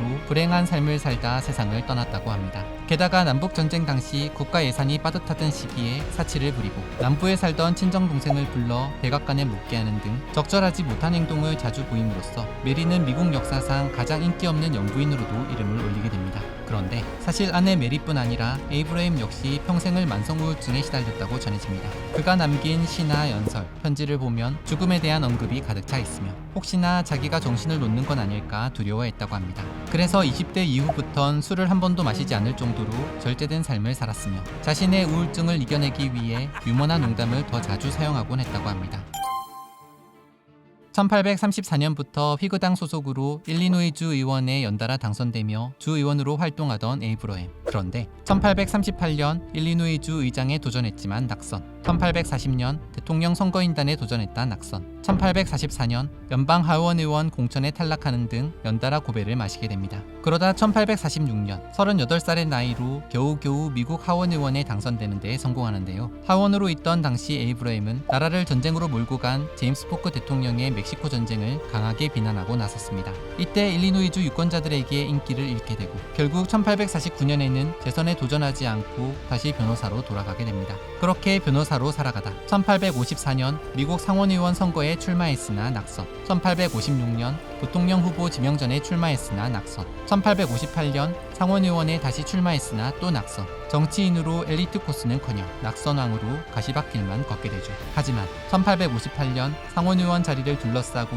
아내의 전 남자친구였던 민주당 스티븐 더글라스와의 대결은 무명에 가까웠던 에이브라임을 일약 전국구 스타로 만들어 놓게 됩니다. 과연 어떤 이유에서 무명에서 스타가 된 것인지, 세계사의 길이 남을 노예 해방 선언은 어떻게 발표된 것인지 다음 영상에서 알아보겠습니다. 1846년 에이브라임은 38살의 나이로 겨우겨우 미국 하원에 당선된 이후로 나서는 선거마다 족족 낙선만 했습니다. 그런데 아내의 옛 남친이자 당시 유명 정치인이었던 민주당 스티븐 더글러스와 대결한 1858년 일리노이주 상원의원 선거가 비록 에이브라임의 패배로 결론이 났지만 노예 문제에 단호히 반대하는 입장을 밝히며 에이브라임은 노예제를 반대하는 대표 정치인으로 우뚝 서게 됩니다. 그리고 이때 둘이 벌인 공개 토론은 지금까지도 미국 역사에서 명토론으로 평가를 받고 있습니다. 당시의 큰 이슈는 새로 연방에 편입된 주들에게 노예제를 금지할 것이냐 말 것이냐였는데, 스티브는 주민들이 스스로 투표를 해 결정하게 하자는 쪽이었고, 에이브러햄은 투표를 하더라도 노예제를 허용하면 안 된다는 쪽이었습니다. 하지만 당시 에이브러햄은 모든 사람은 평등하게 태어났지만 백인과 흑인이 사회적인 면에서는 결코 동등할 수 없을 것이라고 말하기도 했습니다. 그리고 이 말은 꼬리표처럼 그를 따라다니며 비판을 받게 만들었죠. 에이브러햄이 이렇게 말한 진짜 속내는 정확히 알 수 없지만, 시간이 흐를수록 흑인 노예에 대한 에이브러햄의 생각이나 입장은 점차 변화했고 진화된 것을 알 수 있습니다. 실제로 에이브러햄은 노예제에 대해 급진파라기보다는 점진적인 개혁을 추구하는 현실 정치인에 가까웠다고 합니다. 다만 이때도 에이브러햄은 기회의 평등을 강조하며 경제적 자유가 정치적 자유의 초석이 될 수 있기 때문에 노예 경제를 먼저 타파해야 한다고 주장하기도 했습니다. 비록 선거에선 패배했지만 스티븐 더글러스와 벌인 공개 토론은 에이브러햄을 단숨에 스타로, 전국구 정치인으로 발돋움하게 만들었죠. 에이브러햄은 그 여세를 몰아 1860년 5월 18일 대통령 후보를 뽑는 공화당 전당대회에서 후보로 선출이 되었습니다. 그리고 같은 해 11월 6일 마침내 미국 제16대 대통령에 당선이 됩니다. 그의 나이 52세, 공화당의 첫 대통령으로 이름을 올린 순간이었습니다. 1862년 2월 에이브러햄은 대통령 취임식을 위해 스프링필드를 떠났습니다. 그렇게 워싱턴으로 가는 도중 에이브러햄은 한 도시에 들러 여자아이 하나를 일부러 만나게 되는데요. 이 아이가 누군가 했더니 바로 에이브러햄의 트레이드마크가 된 턱수염을 기르게 한 주인공이었습니다. 사실 알고 보면 에이브러햄은 대통령 선거에 출마했을 때까지만 해도 수염이 없는 매끈한 얼굴이었다고 합니다. 그 모습이 좀 없어 보였는지 사람들은 자꾸 그의 외모를 가지고 조롱을 했는데, 이것이 안타까웠던 에이브러햄의 지지자 11살 소녀 그레이스 베델은 에이브러햄에게 수염을 기르면 훨씬 좋아 보일 것이라고 편지를 보냈다고 합니다. 이 편지는 지금도 에이브러햄이 살았던 집에 잘 보존이 돼 있습니다. 실제로 에이브러햄은 대통령에 당선된 후 수염을 기르기 시작했고, 그 모습을 보여주기 위해 일부러 소녀를 만나러 간 것이었죠. 이 턱수염 덕분에 에이브러햄은 자신의 목숨을 지키는 데도 도움을 받았습니다. 워싱턴으로 오는 과정에서 암살 계획이 있었는데 턱수염으로 인해 확 달라진 이미지 덕분에 사람들이 잘 알아보지 못했던 것이었습니다. 그렇게 1861년 3월 4일 무사히 취임식을 치르게 된 제16대 대통령 에이브러햄 링컨. 이때도 에이브러햄은 나의 최고의 목적은 연방을 유지하여 이를 구제하는 것이지 노예 제도의 문제는 아니다 라는 취임사를 발표하기도 합니다. 에이브러햄이 대통령에 취임할 당시 이미 남부 7개 주가 연방을 탈퇴해 남부연합을 형성하고, 에이브러햄과 경쟁했던 남부 정치인 제퍼슨 데이비스를 남부연맹의 대통령으로 선출까지 한 상황이었는데요. 결국 에이브러햄이 대통령이 된 지 한 달 만인 1861년 4월 12일 남부군이 찰스턴 항구의 섬토 요새에 발포를 하며 4년 동안 약 60만 명의 목숨을 앗아간 처절한 미국의 남북전쟁이 시작되었습니다. 전쟁이 시작되자 남부의 4개 주가 추가로 남부연맹에 합류했습니다. 전쟁 초기 한참 동안 에이브러햄이 이끄는 북부의 군대는 계속 전투에서 패배를 하는 등 좋지 않은 상황을 맞이하게 됩니다. 하지만 시간이 흐를수록 전쟁은 북부군에 유리한 형세를 띠기 시작했는데요. 특히 1862년 9월 22일 엔티텀 전투에서 북부군이 승리를 거두며 에이브러햄은 전쟁의 목표를 바꿀 수 있다는 자신감을 얻게 되었죠. 그러면서 공식적으로 남북전쟁의 대의를 연방을 지키기 위한 전쟁에서 노예제 폐지로 전환하며 1863년 1월 1일 그 유명한 노예 해방 선언을 발표하게 됩니다. 주 내용은 반란 상태에 있는 주의 노예를 전부 해방한다는 내용이었습니다. 물론 이 노예 해방 선언으로 실제로 모든 노예를 해방시킨 것은 아니었습니다. 당시 북부에는 노예제가 없었고 노예제가 있는 남부에는 해방선언이 효력을 미치지 못했기 때문입니다. 물론 에이브러햄도 이를 모르는 것은 아니었지만 앞으로 노예제를 없앤다는 상징적인 의미였고, 이 상징성은 결국 남북전쟁의 중요한 전환점으로 자리하게 됩니다. 실제로 이 노예 해방선언으로 수많은 흑인 남성들이 북부 연합군에 합류해 함께 전쟁을 치렀습니다. 전쟁이 끝날 무렵엔 거의 20만 명의 흑인이 북부군에 합류했었다고 합니다. 에이브러햄은 노예 해방 선언을 발표한 후 노예제의 전면 폐지를 헌법에 조문화하는 작업에 착수했는데, 이는 해방된 노예의 신분을 영구적으로 보장하는 헌법적인 조치로 미국 수정헌법 제13조가 바로 그것이라고 합니다. 에이브러햄은 전쟁이 끝나기 전 이 수정헌법 제13조를 통과시키기 위해 부단히도 애를 썼습니다. 매일매일 자신의 정적은 물론 반대파, 급진파 등을 만나 교활한 정치인이라는 소리까지 들어가며 설득하고 타협했습니다. 타협 결과 수정안 통과를 위해 모든 인간은 평등하게 태어났다 에서 법 앞에 평등으로 후퇴하긴 했지만 1865년 1월 31일 겨우 2표 차이로 수정헌법 제13조가 가결되며 미국의 역사를 바꿔놓게 되죠. 한편 전쟁이 한창이던 1863년 7월 1일에서 3일 사이 게티즈버그 인근에선 남북전쟁 당시 가장 치열했던 전투로 꼽히는 게티즈버그 전투가 일어났습니다. 밀리고 있던 북군이 바로 이곳에서 승리함으로써 남북전쟁의 향방을 가룬 전투로 평가받는데요. 하지만 이와 동시에 사망자 8,000명을 포함해 총 5만 1,000명이나 되는 사상자를 내서 이 엄청난 인명피해에 북부 사람들도 큰 충격을 받게 됐다고 합니다. 그러자 1863년 11월 에이브러햄은 게티즈버그 묘지에서 전사자를 추도하는 게티즈버그 연설을 했습니다. 건국의 아버지, 독립선언서, 인간평등 추구 등을 상기시키며 다시 한번 전쟁의 진정한 목적과 의미를 설득력 있게 전달하는데 바로 여기에서 그 유명한 문구 국민에 의한 국민을 위한 정부가 나오게 된 것이죠. 그런데 사실 알고 보면 이 말은 에이브러햄이 처음으로 한 말이 아니라 영국의 종교개혁가 존 위클리프가 먼저 한 말을 에이브러햄이 인용한 것이라고 합니다. 사실 이때까지만 해도 에이브러햄의 재선은 불투명한 상황이었습니다. 그러다 1864년 3월 에이브러햄은 율리시스 그랜트를 북부군 총사령관으로 임명하게 되는데 이후 그랜트 사령관이 승리를 연달아 거머쥔 덕분에 1864년 11월 에이브러햄은 재선에 성공할 수 있었습니다. 그리고 두 번째 임기가 시작된 직후인 1865년 4월 9일 드디어 남부가 항복을 함으로써 치열했던 전쟁은 막을 내리게 됩니다. 전쟁이 끝난 다음날 백악관 근처엔 미국 만세, 링컨 만세를 외치는 축하 행렬이 줄을 이었고 에이브러햄은 여러 차례 현관으로 나가 감사 인사를 했다고 합니다. 에이브러햄 링컨은 전쟁 지도자로서 탁월했으며 정치 지도자로서도 놀라운 리더십을 보여주었습니다. 대통령에 취임할 당시부터 내각에 필요하다고 생각되면 정당이나 이념에 상관없이 등용해 중요한 자리에 앉혔습니다. 그 중엔 국방장관이 된 에드윈 스탠턴도 있는데 그는 에이브러햄이 정규교육을 받지 못한 것을 비난하고 에이브러햄이 당선되면 국가적 재난이다 라고 막말을 할 정도로 에이브러햄을 싫어했던 사람이었다고 합니다. 참모들은 당연히 그가 국방장관이 되는 것을 반대했지만 에이브러햄은 오히려 이렇게 얘기했는데요. 에드윈이 나를 무시한 사람은 맞다. 하지만 나를 수백 번이고 무시하면 어떠냐. 에드윈은 사명감이 투철한 인물이고 국방장관의 적입니다. 그리고 결국 그를 국방장관에 앉혔습니다. 처음엔 시큰둥하기만 했던 에드윈도 나중엔 에이브러햄에게 진심을 담아 직언하는 가장 충실한 조언자가 되었다고 합니다. 에이브러햄의 리더십은 남북전쟁 중에도 빛이 났습니다. 한 번은 북부군 사령관 맥클렌 장군이 공을 세우자 에이브러햄은 그를 응원해주기 위해 전선사령부를 찾았다고 합니다. 하지만 그렇게 몇 시간을 기다렸건만 맥클렌 장군은 피곤하다며 그냥 잠을 자러 가버렸다고 합니다.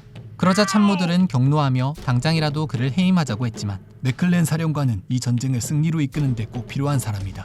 그가 이 전쟁을 빨리 끝낼 수만 있다면 이렇게 기다리는 것은 물론이고 그의 군화를 닫고 그의 말고삐도 잡을 수 있다 라고 얘기했다고 전해집니다. 남북전쟁이 끝난 후 에이브러햄은 반으로 갈라진 남과 북을 하나로 묶기 위해 미국이 하나가 되는 정책들을 과감히 시행했습니다. 남부의 주에 마치 점령군처럼 북부 출신 관료들을 파견하는 정책을 반대하고 남부의 주는 남부 사람들이 스스로 주정부를 세우게 한 것이죠. 또 백인과 해방된 흑인 간의 새로운 관계 정립을 위해 노력했으며 교육만이 흑인들이 사회에 적응하고 자립할 수 있는 기반을 만들어줄 것이라며 흑인들의 교육에도 깊은 관심을 가졌습니다. 전쟁이 끝난 지 5일째가 되던 아침 에이브러햄은 장관들과 함께 회의를 하는 자리에서 이미 전쟁은 끝났으니 조국의 통합과 조화를 원한다면 남부를 미워하고 복수하겠다는 마음을 버려야 한다 고 강조했습니다. 그리고 바로 그날 밤 에이브러햄은 아내와 함께 연극을 보러 갔는데요. 연극이 시작되고 1시간쯤 지났을 무렵 한 남자가 조용히 숨어들었습니다. 잠시 후 총소리와 함께 에이브러햄은 앞으로 쓰러지고 말았는데요. 그리고 끝내 의식을 회복하지 못한 채 이튿날인 1865년 4월 15일 에이브러햄은 57세의 일기를 끝으로 세상을 떠나게 되죠. 참고로 에이브러햄을 쏜 남자는 존 윌크스 부스라는 배우였는데 그는 노예제 폐지를 반대하던 남부 동맹 지지자로 에이브러햄을 살해한 후 시골 마을에 숨어있다 12일 만에 발각돼 군인들에게 총을 맞아 숨졌다고 합니다. 에이브러햄 링컨, 그는 언제나 훌륭한 사람, 위대한 위인, 리더십의 표본으로 항상 최고의 자리에 이름을 올리고 있지만 돌아보면 굽이굽이 그의 삶은 역경과 슬픔으로 가득했습니다. 지지리도 가난한 집에서 태어나 어머니를 잃고 누나를 잃고 사랑하는 아들들을 차례로 잃고 늘 우울증과 신경쇠약으로 고통을 받아야 했는데요. 하는 사업들도 번번이 실패하고 나가는 선거마다 대부분 낙선을 경험하기도 했죠. 하지만 미국 역사상 그 어떤 대통령도 이보다 더 큰 위기를 직면한 적이 없으며 그 어떤 대통령도 이만큼 성취한 적이 없다 라는 누군가의 얘기처럼 그는 남북전쟁이라는 엄청난 국가적 위기를 극복하고 통일된 미국을 지켜냈으며 완벽하진 않지만 노예제 폐지를 위해 부단히 노력한 인물입니다. 지금까지 그 이름 자체로 자유와 평등 그리고 민주주의의 상징이 된 미국의 제16대 대통령 에이브러햄 링컨에 대해 알아봤습니다. 미국 제16대 대통령 에이브러햄 링컨이 암살을 당해 갑자기 세상을 떠나면서 또다시 부통령이 대통령직을 승계하는 상황이 발생했습니다. 미국 제17대 대통령 앤드류 존슨의 이야기인데요. 초등학교도 못 나올 정도로 엄청나게 가난한 집에서 자랐지만 에이브러햄 링컨에게 선택된 남자. 하지만 미국 역사상 처음으로 탄핵 재판을 받게 된 대통령이 되기도 합니다. 이번 영상에서는 미국의 제17대 대통령 앤드류 존슨에 대해 알아보겠습니다. 1808년 12월 29일 미국 노스캐롤라이나주 롤리에서 살던 아버지 제이콥 존슨과 어머니 메리 맥도너 사이 둘째로 태어난 앤드류 존슨. 아버지는 여관에서 짐꾼, 은행 관리인으로 일을 했지만 집은 너무 가난했고 심지어 아버지 어머니 둘 다 문맹이었다고 합니다. 그러다 앤드류가 4살이 되던 무렵 아버지는 물에 빠진 고용주를 구하려다 그만 세상을 떠나고 말았습니다. 이후 어머니는 앤드류와 형을 먹여 살리기 위해 방직공과 세탁부로 일을 하게 되죠. 어머니는 터너 더틀이라는 남자와 재혼을 하게 되지만 결혼 후에도 형편은 전혀 나아지지 않았습니다. 그러다 보니 앤드류는 제대로 된 교육을 전혀 받을 수 없었습니다. 앤드류가 10대 중반이 됐을 무렵 어머니는 앤드류와 형을 한 재단사에게 돈을 받고 견습생으로 보내버리게 됩니다. 앤드류와 형은 그곳에서 몇 년 동안 일을 하며 고생을 하는데 앤드류가 19살이 되던 1826년 계약 기간을 다 채우지 못하고 집으로 도망쳐 나왔다고 합니다. 그러자 가족들은 혹시나 재단사가 돈을 받으러 쫓아올까 무서워 서쪽 테네시주 그린빌로 이사를 가게 되죠. 앤드류는 그곳에서 그동안 배운 기술을 이용해 형과 함께 양복점을 열었습니다. 독학으로 글을 조금 배우긴 했지만 여전히 그때까진 제대로 된 교육을 받지 못해 능숙하지 못했던 앤드류는 사람을 고용해 자신이 바느질을 하는 동안 옆에서 책을 읽게 했습니다. 이때 앤드류가 들음으로 본 책들 대부분은 세계의 위대한 연설과 미국의 헌법에 관한 것이었는데요. 이는 훗날 정치인 앤드류가 훌륭한 연설가로 이름을 알리게 되는 큰 자양분이 됩니다. 그린빌에서 양복점을 하던 중 앤드류는 그 마을의 재화공이자 여관 주인의 외동딸 엘리자 메카드를 만나 사랑에 빠집니다. 그리고 1826년 5월 20살이 된 앤드류는 18살 엘리자와 결혼을 합니다. 엘리자는 앤드류에 비해선 훨씬 더 많은 교육을 받았기에 시간 나는 틈틈이 남편에게 읽기나 쓰기, 수학 등을 더 심도 있게 공부할 수 있도록 도와주었으며 또 돈을 관리하거나 부동산에 투자하는 법도 알려주었죠. 그렇게 현명한 아내와 함께 낮에는 양복점을 운영하고 밤에는 책을 읽으며 교양을 쌓아간 앤드류. 그런데 둘 사이엔 5명의 자녀가 있었는데 이 중 아들 둘은 20, 30대에 일찍 세상을 떠나고 말았죠. 게다가 엘리자는 중년이 됐을 때 결핵에 걸리게 되는데 병세가 꽤 심해 거의 방에서만 지내야 했습니다. 그래서 남편이 대통령으로 활동하는 중에도 거의 대중 앞에 모습을 드러내지 못하고 대신 큰딸이 백악관의 안주인 역할을 하게 됩니다. 여튼 앤드류는 결혼을 통해 한 단계 더 발전하는 모습을 보였고 양복점 역시 번창하며 경제적으로도 안정을 찾아갑니다. 특히 새벽까지 책을 읽고 공부한 내용을 바탕으로 양복점에 온 손님들과 토론을 하고 그러다 나중엔 지역의 토론회에도 참여를 할 수 있을 정도로 수준 높은 지성인이 되어갔습니다. 이웃들은 말 잘하고 똑똑한 앤드류에게 정치를 해볼 것을 권유했습니다. 그래서 1829년 22살의 젊은 앤드류는 마을의 시의원으로 정치 생활을 시작했는데요. 이후 그린빌 지역의 시장까지 역임하며 젊고 야심찬 정치인으로 서서히 인지도를 높여갔습니다. 그러면서 1834년부터 1838년까지는 민주당 소속의 주의회 의원으로 활발히 활동을 이어가는데 특히 서민이나 보통 사람의 권익을 옹호하고 남부의 대농장주 계급에 대해 강하게 비난하는 모습을 보이며 노동자 계급을 대변하는 대표 정치인이자 탁월한 연설가로 이름을 알리기 시작했죠. 이를 바탕으로 1843년엔 테네시주 하원 의원이 되는 데 성공했습니다. 경제적으로나 사회적으로나 어느 정도 성공을 거둔 이 무렵 앤드류는 처음으로 돈을 주고 자신의 노예를 소유하게 됩니다. 그리고 1853년엔 테네시주 주지사, 1857년엔 미국 상원으로 선출되며 정치인으로 승승장구했는데요.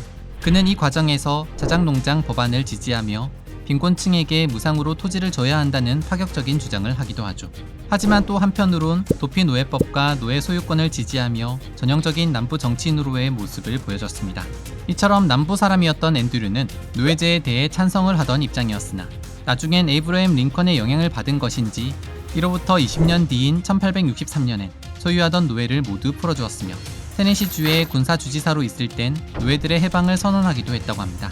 덕분에 앤드류는 테네시에서 해방된 노예들에게 자유의 대의에서 지지 않는 에너지를 위해 라고 새겨진 시계를 감사 선물로 받았다고 합니다. 1860년 노예제 반대를 대표하는 정치인 에이브러임 링컨이 미국의 제16대 대통령으로 당선이 되자 남부의 상원의원들은 자리에서 물러나고 남부의 주들은 연방에서 탈퇴하는 초강수를 두게 됩니다. 앤드류의 정치적 기반인 테네시도 연방 탈퇴를 선언했지만 앤드류는 상원을 떠나지 않고 자리를 지켰는데요. 노예제를 지지하는 입장이긴 했지만 노예제를 유지하기 위해서는 오히려 연방이 더 중요하며 필요하다고 생각했기 때문입니다. 그렇게 앤드류는 남부 상원의원을 통틀어 혼자 자리를 지켰고 남부연합정부에 합류하라는 제안도 거부했습니다. 그러자 남부 사람들은 그를 배신자로 보고 재산을 압류한 뒤 가족들을 테네시 밖으로 강제로 내쫓았다고 합니다. 이런 사실이 알려지며 앤드류는 오히려 북부에서 하루아침에 영웅 취급을 받게 되는데요. 1862년 링컨 대통령은 이런 앤드류를 높이사 테네시 군사주지사로 임명을 하죠.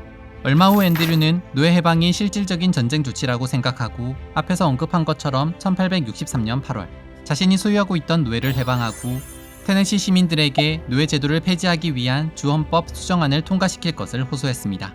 1864년 재선에 도전한 에이브러임 링컨은 통일이라는 주제를 알리기 위해 자신의 러닝메이트로 남부인이자 민주당원이었던 앤드류를 지목했습니다. 이는 지금까지도 대통령 후보와 부통령 후보의 정당이 다른 유일한 사례로 기록되고 있습니다. 선거 결과 에이브러임은 당당히 재선에 성공하고 앤드류는 부통령이 될 수 있었습니다. 부통령 취임식이 있던 날 어쩌다 보니 에이브러임의 러닝메이트로 부통령의 자리에까지 오른 것이 긴장이 된 건지 어땠는지 앤드류는 긴장을 풀기 위해 위스키를 마시고 취임식에 입장을 했다고 합니다. 그런데 마신 술의 양이 꽤 됐는지 사람들이 다 알아차릴 정도로 술에 취한 모습을 보였고 앤드류는 취임하자마자 주정뱅이라는 비아냥거림을 듣게 되죠. 에이브러임은 이런 앤드류를 적극적으로 감싸주었지만 1865년 4월 15일 새로운 임기 시작 한 달 만에 에이브러임이 암살을 당하게 되며 앤드류는 하루아침에 미국의 제17대 대통령이 됩니다. 그때 그의 나이 58세였습니다. 앤드류가 에이브러임의 뒤를 이어 대통령이 됐을 때만 해도 대부분의 공화당원들은 앤드류가 에이브러임의 많은 정책들을 추진해 나갈 것이라고 기대했습니다. 그리고 임기 초반만 해도 이를 잘 실현시켜 나가는 듯 했습니다. 그런데 앤드류는 해방된 흑인 노예들을 보호하는 정책보다는 떨어져 나갔던 남부주들을 다시 연방에 복원시키는 것을 더 중요한 목표로 삼으며 지나친 남부 유화 정책을 추진했습니다. 게다가 해방으로 몸은 자유가 됐지만 여전히 차별받고 있는 흑인들의 실상에는 무관심했으며 오히려 해방 노예들을 도와주는 법을 역차별이라고 생각해 지원 법안들을 폐지하기도 했죠. 심지어 의회에서 흑인들에게 시민권을 부여하는 14차 수정안을 통과시켰을 때 남부주들에게 그것을 비준하지 말라고 촉구하기도 했습니다. 하지만 당시 압도적인 의석수로 의회를 차지한 공화당의 급진파들은 대통령의 거부권을 의회에서 무효화시키고 법안을 통과시키는 일을 반복하며 대통령과 의회 사이는 갈수록 악화되는 길을 걷게 됩니다. 게다가 앤드류는 KKK단 같은 인종차별주의를 근간에 둔 불법 폭력 집단의 행태를 방치하는 상황까지 만들었는데 공화당에서는 앤드류를 인종차별주의자, 인간 쓰레기, 당의 배신자라고 부르기 시작했습니다. 그렇다고 남부로부터 지지를 받았느냐 하면 그것도 아닌 게 여전히 남부의 배신자로 불리고 있었기 때문입니다. 결국 앤드류는 어느 쪽에서도 지지를 받지 못하는 힘없는 대통령이 되고 말았죠. 그런 와중에 자신의 재건 정책에 반대하며 자신이 충성할 상대는 대통령이 아닌 의회라고 선언한 육군 장관 에드윈 스탠튼을 일방적으로 해고시켜 버리는데요. 결국 1868년 2월 하원은 임기법을 위반하고 의회에 수치를 주는 등 11개 혐의를 이유로 앤드류를 탄핵하기로 결정했습니다. 이전에도 대통령 탄핵안이 나온 적은 여러 번 있었으나 탄핵 소추가 가결돼 상원까지 올라간 것은 이때가 처음이었죠. 당시 상원의원 중 공화당이 3분의 2 이상을 차지하고 있었기 때문에 모두들 앤드류가 탄핵이 될 것이라고 생각했습니다. 하지만 상원에서 불과 한 표 차이로 반대로 결정되며 앤드류는 가까스로 대통령직을 유지할 수 있었습니다. 그렇지만 이미 대통령으로서의 생명은 거의 끝난 거나 다름없는 상황. 재선은 도전조차 하지 못했고 후임으로 남북전쟁의 영웅 그랜트 장군이 취임하는 걸 지켜볼 수밖에 없었는데요. 앤드류는 취임식에도 참석하지 않고 테네시로 돌아가 버렸다고 합니다. 그런데 사실 그의 임기 중 이루어놓은 엄청난 성과가 있었습니다. 바로 러시아로부터 한반도에 7배나 되는 알래스카를 평당 2달러, 단돈 720만 달러에 구입한 것이죠. 또 몬로 독트린을 내세워 멕시코에서 집적되던 프랑스 세력을 몰아낸 것도 좋은 평가를 받고 있습니다. 참고로 고종 때 일어난 제너럴 셔먼호 사건이 바로 앤드류가 대통령으로 있던 시기에 일어난 사건인데, 당시 평양 국민에 의해 상선이 불타고 결국 이로 인해 나중엔 신미양요가 발생하게 되죠. 이는 민간 상선인 제너럴 셔먼호가 독단적으로 일으킨 만행이었다고 합니다. 1869년 3월, 앤드류는 백악관을 떠나 테네시로 돌아왔지만 이후에도 정치에 대한 그의 관심은 끊이지 않고 계속됩니다. 같은 해 열린 미국 상원의원에 출마한 것인데요. 하지만 여기서 낙선하고 1872년 하원의원 선거에 나갔다가 또다시 낙선. 그러다 결국 1875년 상원의원 선거에서 당선에 성공했습니다. 상원의원이 된 앤드류는 자신의 다음 대통령인 그랜트 행정부의 정책과 부패에 대해 반대하는 목소리를 내지만 얼마 지나지 않아 1875년 7월 31일 67세의 일기를 끝으로 뇌졸중으로 숨을 거두게 되죠. 그리고 그는 지금 미국 역사가들과 대중들에게 미국 역사상 최악의 대통령 중 하나로 손꼽히고 있습니다. 특히 연방정부가 흑인들에게 보장한 권리를 강력하게 반대하고 나섰던 앤드류의 행적에 대해 비난의 목소리가 높다고 합니다. 그리고 그 여파는 지금까지 알게 모르게 이어져 오고 있는데요. 역사에 가정은 없지만 만약 에이브레임 링컨이 암살당하지 않고 계속 대통령을 했더라면 어땠을까? 어쩌면 지금의 미국과는 모습이 좀 다르진 않았을까 하는 생각이 드네요. 가난한 집에서 태어나 초등학교도 다니지 못할 정도로 어려운 시절을 보냈지만 이 모든 것을 극복하고 최고의 자리에까지 오른 사람. 하지만 전쟁 후 혼란스러운 미국을 제대로 끌고 가지 못해 최초로 탄핵 재판까지 받게 된 대통령. 지금까지 미국 제17대 대통령 앤드류 존슨에 대해 알아봤습니다. 남북 전쟁 당시 북군을 이끈 총사령관, 100만 대군을 이끌어 전쟁을 승리로 이끈 전쟁 영웅, 그리고 그 공로를 인정받아 $50 지폐의 모델이 되기도 한 주인공, 바로 미국의 18대 대통령 율리시스 그랜트입니다. 그런데 최고의 장군, 최악의 대통령이란 이야기도 있을 정도로 대통령으로서의 평가는 그리 좋지 않습니다. 오늘은 남북 전쟁의 상징적인 인물, 미국의 제18대 대통령 율리시스 심슨 그랜트에 대해 알아보겠습니다. 1822년 4월 27일 미국 오하이오주 포인트 플레전트에서 가죽 가공업자로 살아가던 아버지 제시 그랜트와 어머니 한나 심슨이 낳은 6형제 중 장남으로 태어난 율리시스 그랜트. 율리시스는 고전 소설인 오디세이를 좋아했던 아버지가 등장인물의 이름을 따서 만든 이름이었는데요. 율리시스는 하이럼 율리시스란 이름으로 세례를 받게 됩니다. 하지만 그는 하이럼이라는 이름을 싫어해 자신의 이름을 율리시스 H 그랜트라고 적곤했습니다. 훗날 육군사관학교에 입학할 때 율리시스를 임명한 하원 의원이 실수로 하이럼 대신 어머니의 결혼 전 성인 심슨을 사용하는 바람에 율리시스 심슨 그랜트라고 기재하는 일이 벌어집니다. 그런데 어쩐 일인지 이후 율리시스는 자신의 이름을 율리시스 심슨 그랜트로 계속 사용했다고 합니다. 율리시스는 어렸을 때부터 유난히 예민하고 내성적인 성격을 가지고 있었습니다. 그래서 그 누구도 율리시스가 전장을 누비는 군인이 될 것이라곤 상상도 못했다고 합니다. 아버지는 장남이었던 율리시스가 자신의 뒤를 이어 가업인 가주기를 물려받길 원했지만 율리시스는 어렸을 때부터 아버지의 일을 하지 않겠다고 공언했습니다. 가죽이 벗겨진 동물의 시체를 보는 것도 끔찍했고 가죽 공장에서 나는 피냄새도 너무 싫었기 때문이죠. 하지만 이런 율리시스도 유난히 좋아한 것이 있었으니 바로 말이었습니다. 승마에 놀라운 재능을 보였음은 물론 마을에서 이름을 날릴 정도로 다루기 힘든 말들도 무척 잘 다뤘던 것입니다. 1839년 율리시스의 아버지는 율리시스가 자신의 뒤를 잇는 사업가가 되지 못할 것이라고 생각하고 웨스트포인트에 있는 육군사관학교에 입학시키려고 했습니다. 워낙 내성적이고 조용했던 율리시스는 처음엔 이런 아버지의 제안을 거부하지만 계속된 아버지의 설득에 결국 사관학교에 진학을 하게 되는데요. 자신의 의지가 아닌 아버지의 권유로 육사에 들어가 그런지 처음 학교를 다닐 땐 그리 큰 두각을 나타내지도 못했으며 지각도 자주 했다고 합니다. 하지만 이때도 말타기 실력만큼은 타의 주종을 불허할 정도로 탁월했습니다. 1843년 22살의 율리시스는 39명의 생도 중 21등으로 졸업을 한 뒤 다른 졸업생들과 마찬가지로 바로 군복무를 시작했습니다. 이때만 해도 자신은 4년간의 의무 복무를 마치면 바로 제대할 것이라고 마음먹고 있을 정도로 군인이 되는 걸 쏙 좋아하지 않았다고 합니다. 여튼 중2로 임관하여 미주리주의 보병 중대에 배정된 율리시스는 어느 날 그곳에서 사관학교의 룸메이트였던 한 친구네 집을 방문했습니다. 그리고 거기서 자신의 운명의 상대를 만나게 되는데요. 바로 룸메이트의 여동생 줄리아 덴트였죠. 율리시스와 줄리아는 금세 사랑에 빠졌고 1844년에 둘은 결혼을 전제로 한 약혼까지 하게 됩니다. 하지만 둘이 결혼식을 올리기 전인 1846년 멕시코 전쟁이 시작되면서 율리시스는 사랑하는 줄리아를 뒤로하고 전쟁에 참전하게 됩니다. 그런데 사실 알고 보면 율리시스는 철저한 반전주의자였습니다. 그는 국가가 위기에 처하지 않는 한 전쟁을 해서는 안 된다는 신념을 가지고 있었는데요. 그래서 멕시코 전쟁은 강한 국가가 약한 국가를 상대로 벌인 가장 부조리한 전쟁이라며 신랄하게 비판하기도 했습니다. 그럼에도 이런 자신의 신념과는 상관없이 국가의 부름을 받고 멕시코 전쟁에 참전하게 된 율리시스. 그런데 또 아이러니한 건 전쟁이나 군인을 싫어하던 자신의 뜻과는 상관없이 2번이나 표창을 받을 정도로 군인으로서 뛰어난 자질을 보였다는 것입니다.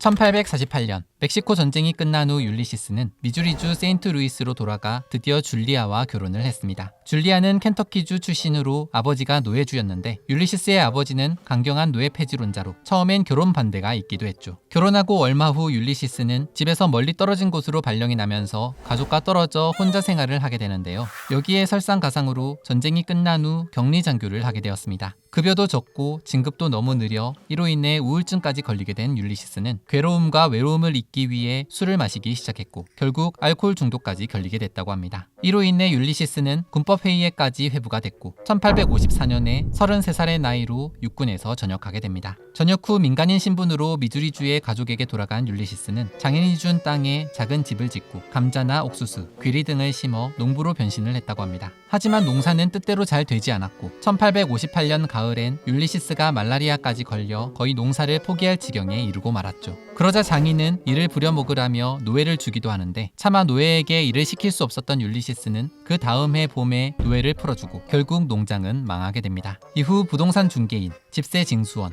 장작 사업 등에 도전했지만 모두 실패하고 경제적으로 큰 어려움을 겪기 시작했습니다. 그런데 이렇게 힘든 상황에서도 율리시스는 가족에게 늘 다정하고 헌신적인 가장이었다고 합니다. 심지어 가족의 크리스마스 선물을 사기 위해 어느 날은 자신의 시계를 전당포에 팔기까지 했죠. 아내 줄리아 역시 남편이 계속해서 사업을 말아먹는 와중에도 아이들에게 늘 아버지는 완벽한 사람이라고 얘기할 정도로 부부 사이는 무척 좋았다고 합니다. 그러다 결국 1860년 율리시스는 가족을 부양하기 위해 아버지에게 SOS를 치게 됐고 자신이 그렇게 하기 싫어했던 아버지의 가죽 가게에서 점원으로 일을 하기 시작했습니다.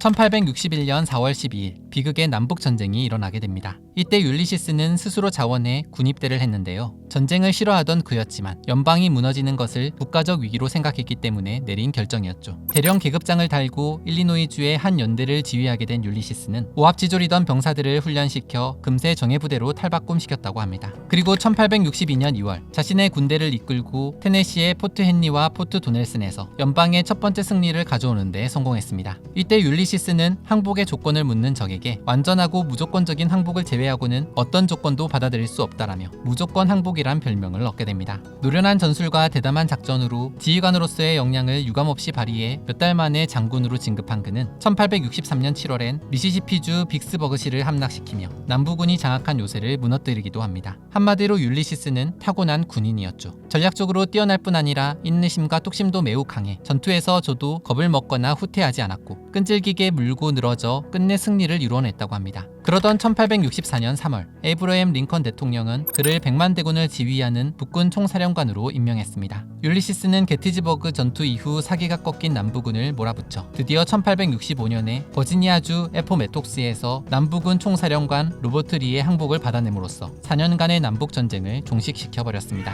덕분에 율리시스는 전쟁 영웅으로 더욱 이름을 높일 수 있었죠. 한편 에이브러햄 링컨 대통령의 사망으로 앤드류 존슨이 대통령이 되었는데 이후 탄핵을 당하는 바람에 재선 가능성이 없어지자 여당이었던 공화당은 율리시스를 대통령 후보로 내세웠습니다. 그렇게 1868년 율리시스는 전쟁 영웅이라는 타이틀을 등에 업고 미국의 제18대 대통령으로 당선이 되는 데 성공했습니다.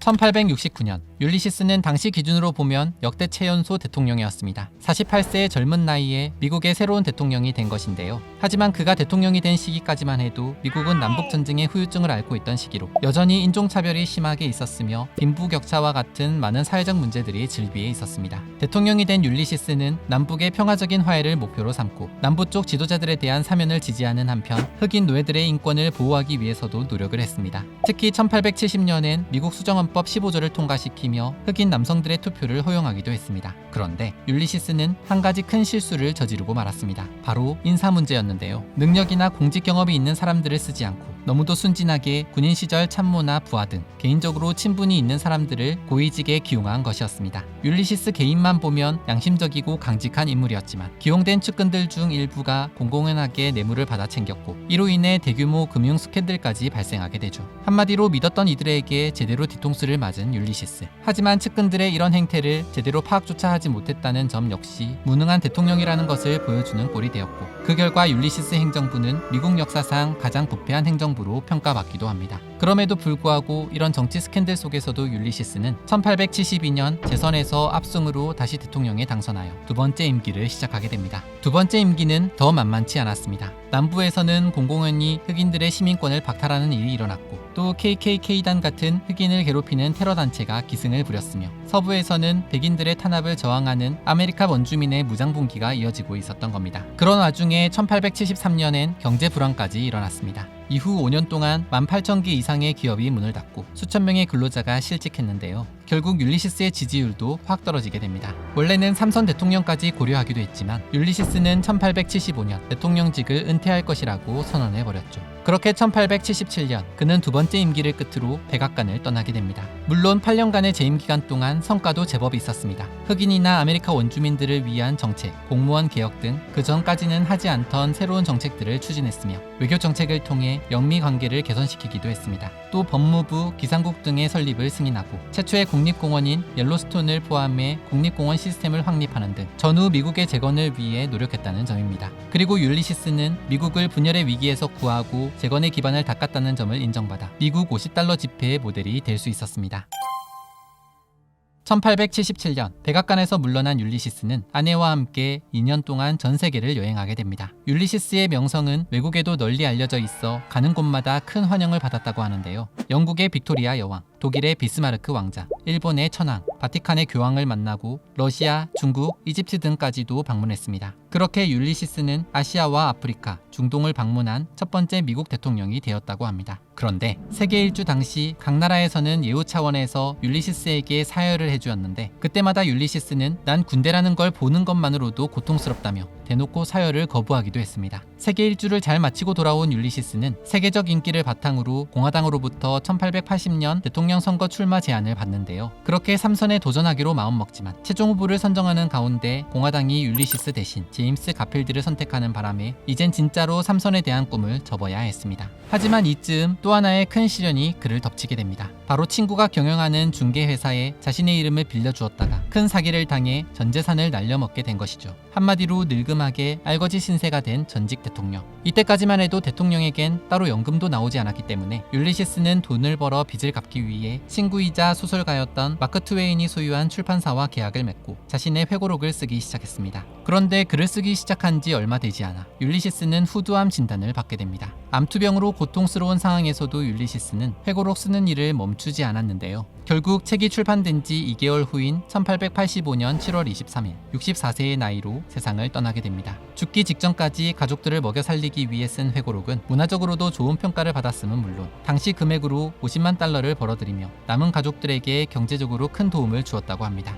전쟁 영웅, 타고난 문장가, 아내와 가족들을 지극히도 사랑한 남자, 알코올 중독자, 실패한 농장주, 최악의 대통령까지 한마디로 평가내릴 수 없을 정도로 참으로 드라마틱한 삶을 살았던 율리시스 심슨 그랜트. 하지만 분명한 건 그는 전쟁을 싫어한 군인이었으며 가족들을 사랑한 자상한 가장이었고 또 흑인이나 아메리카 원주민들을 위해 노력한 대통령이었다는 것입니다. 지금까지 미국 역사상 최고의 장군 중 한 명으로 꼽히는 사람. 하지만 능력으로 보나 성품으로 보나 어떻게 대통령으로는 그렇게 실패했을까 아쉬움이 남는 사람. 미국의 제18대 대통령 율리시스 그랜트에 대해 알아봤습니다. 미국 역사상 가장 큰 논란을 일으켰던 대통령 선거를 꼽으라면 바로 19대 대통령을 뽑는 선거였습니다. 이 선거에서 러더퍼드 헤이스가 단 한 표 차이로 미국의 19대 대통령이 된 것인데요. 엄청난 천운을 뚫고 미국의 대통령이 된 그는 과연 어떤 대통령이 되었을지 미국의 제19대 대통령 러더퍼드 버처드 헤이스에 대해 알아보겠습니다. 1822년 10월 4일 미국 오하이오주 델라웨어에 살던 아버지 러더퍼드 헤이스 2세와 어머니 소피아 버처드 헤이스 사이에서 태어난 러더퍼드 버처드 헤이스. 아버지는 위스키 양조장을 세운 제법 성공한 농부였는데 러더퍼드가 태어나기 불과 2달 전에 세상을 떠나 러더퍼드는 홀어머니 손에 자라게 됩니다. 어머니는 집에 하숙생을 놓고 농장을 임대해주며 간신히 생계를 유지했는데요. 그렇게 홀로 세 아이를 키우면서도 아이들에게 직접 읽기와 쓰기를 가르칠 정도로 강인하고 활기찬 여성이었다고 합니다. 이런 어머니 덕분에 러더퍼드와 형제들은 행복하고 안정적인 어린 시절을 보낼 수 있었습니다. 또 멀리 떨어져 있긴 했지만 독신이었던 외삼촌이 물신양면으로 아버지 같은 역할을 해주었다고 합니다. 러더퍼드는 어린 시절 몹시 병약했던 아이로 어머니의 과잉보호를 받고 자란 편이었습니다.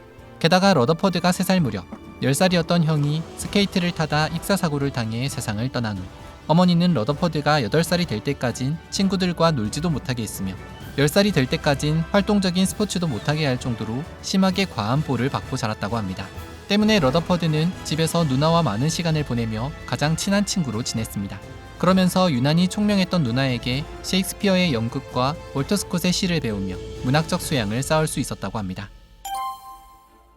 러더퍼드는 노르워크 신학교를 거쳐 코네티컷주에 있는 사립학교로 편입해 라틴어와 고대 그리스어를 공부한 다음 다시 오하이오로 돌아와 캐니언 대학에 가게 됩니다. 1842년 20살이 된 러더퍼드는 캐니언 대학을 수석으로 졸업하고 1843년 하버드 로스쿨에 들어가며 본격적으로 법학 공부를 시작했는데요. 그렇게 법학 공부를 시작한 지 2년 만에 오하이오주 변호사 자격을 취득하고 현재의 프리몬트 지역인 로어 샌더스키의 변호사 사무실을 열었습니다. 하지만 변호사 일은 생각만큼 잘 되지 않았고 결국 1850년 더 나은 기회를 찾아 신시내티로 이사를 가 그곳에서 다시 변호사 사무실을 열었다고 합니다. 그곳에서는 살인 혐의로 기소된 사람들을 성공적으로 변호하며 능력 있는 형사 변호사로 금세 명성을 얻을 수 있었는데요. 변호사로 활동하는 가운데 그는 자연스럽게 정치 개혁이나 사회 문제에도 눈을 더 뜨게 되죠. 더불어 러더퍼드가 관심을 갖게 된 분야가 또 있으니 바로 문학이었습니다. 어릴 적 누나를 통해 문학을 접했던 러더퍼드는 지역의 문학클럽에도 가입해 활동할 정도로 열정적인 모습을 보이기도 했습니다. 실제로 러더퍼드는 평생 동안 일기를 쓴 것으로도 유명한데 남북전쟁 당시 부상으로 죽을 뻔한 상황에서도 쓴 일기가 남아있을 정도라고 합니다. 신시내티에서 변호사로 활동할 무렵 러더퍼드는 그곳에서 웨슬리안 여성대학을 다니는 물리학자의 딸 루시 웨브를 알게 됩니다. 둘은 처음엔 그냥 오빠 여동생 사이로만 지내다 자연스럽게 사랑에 빠졌는데요. 이후 1852년 루시가 대학을 졸업한 후에 결혼을 하게 됩니다. 그때 나이가 러더퍼드가 31살, 루시가 22살 때 일이었습니다. 훗날 러더퍼드가 대통령에 당선되면서 루시는 미국 영부인들 중 처음으로 대학을 졸업한 여성으로 기록되는데요. 부지런하고 교양도 풍부했으며 또 노예제도 폐지 운동에도 앞장선 신여성이었습니다. 러더퍼드 역시 아내의 영향을 받아 더 열심히 노예제 폐지 운동에 앞장서기도 했으며 때론 도망친 노예들을 변호하는 일에 적극 나서기도 했습니다.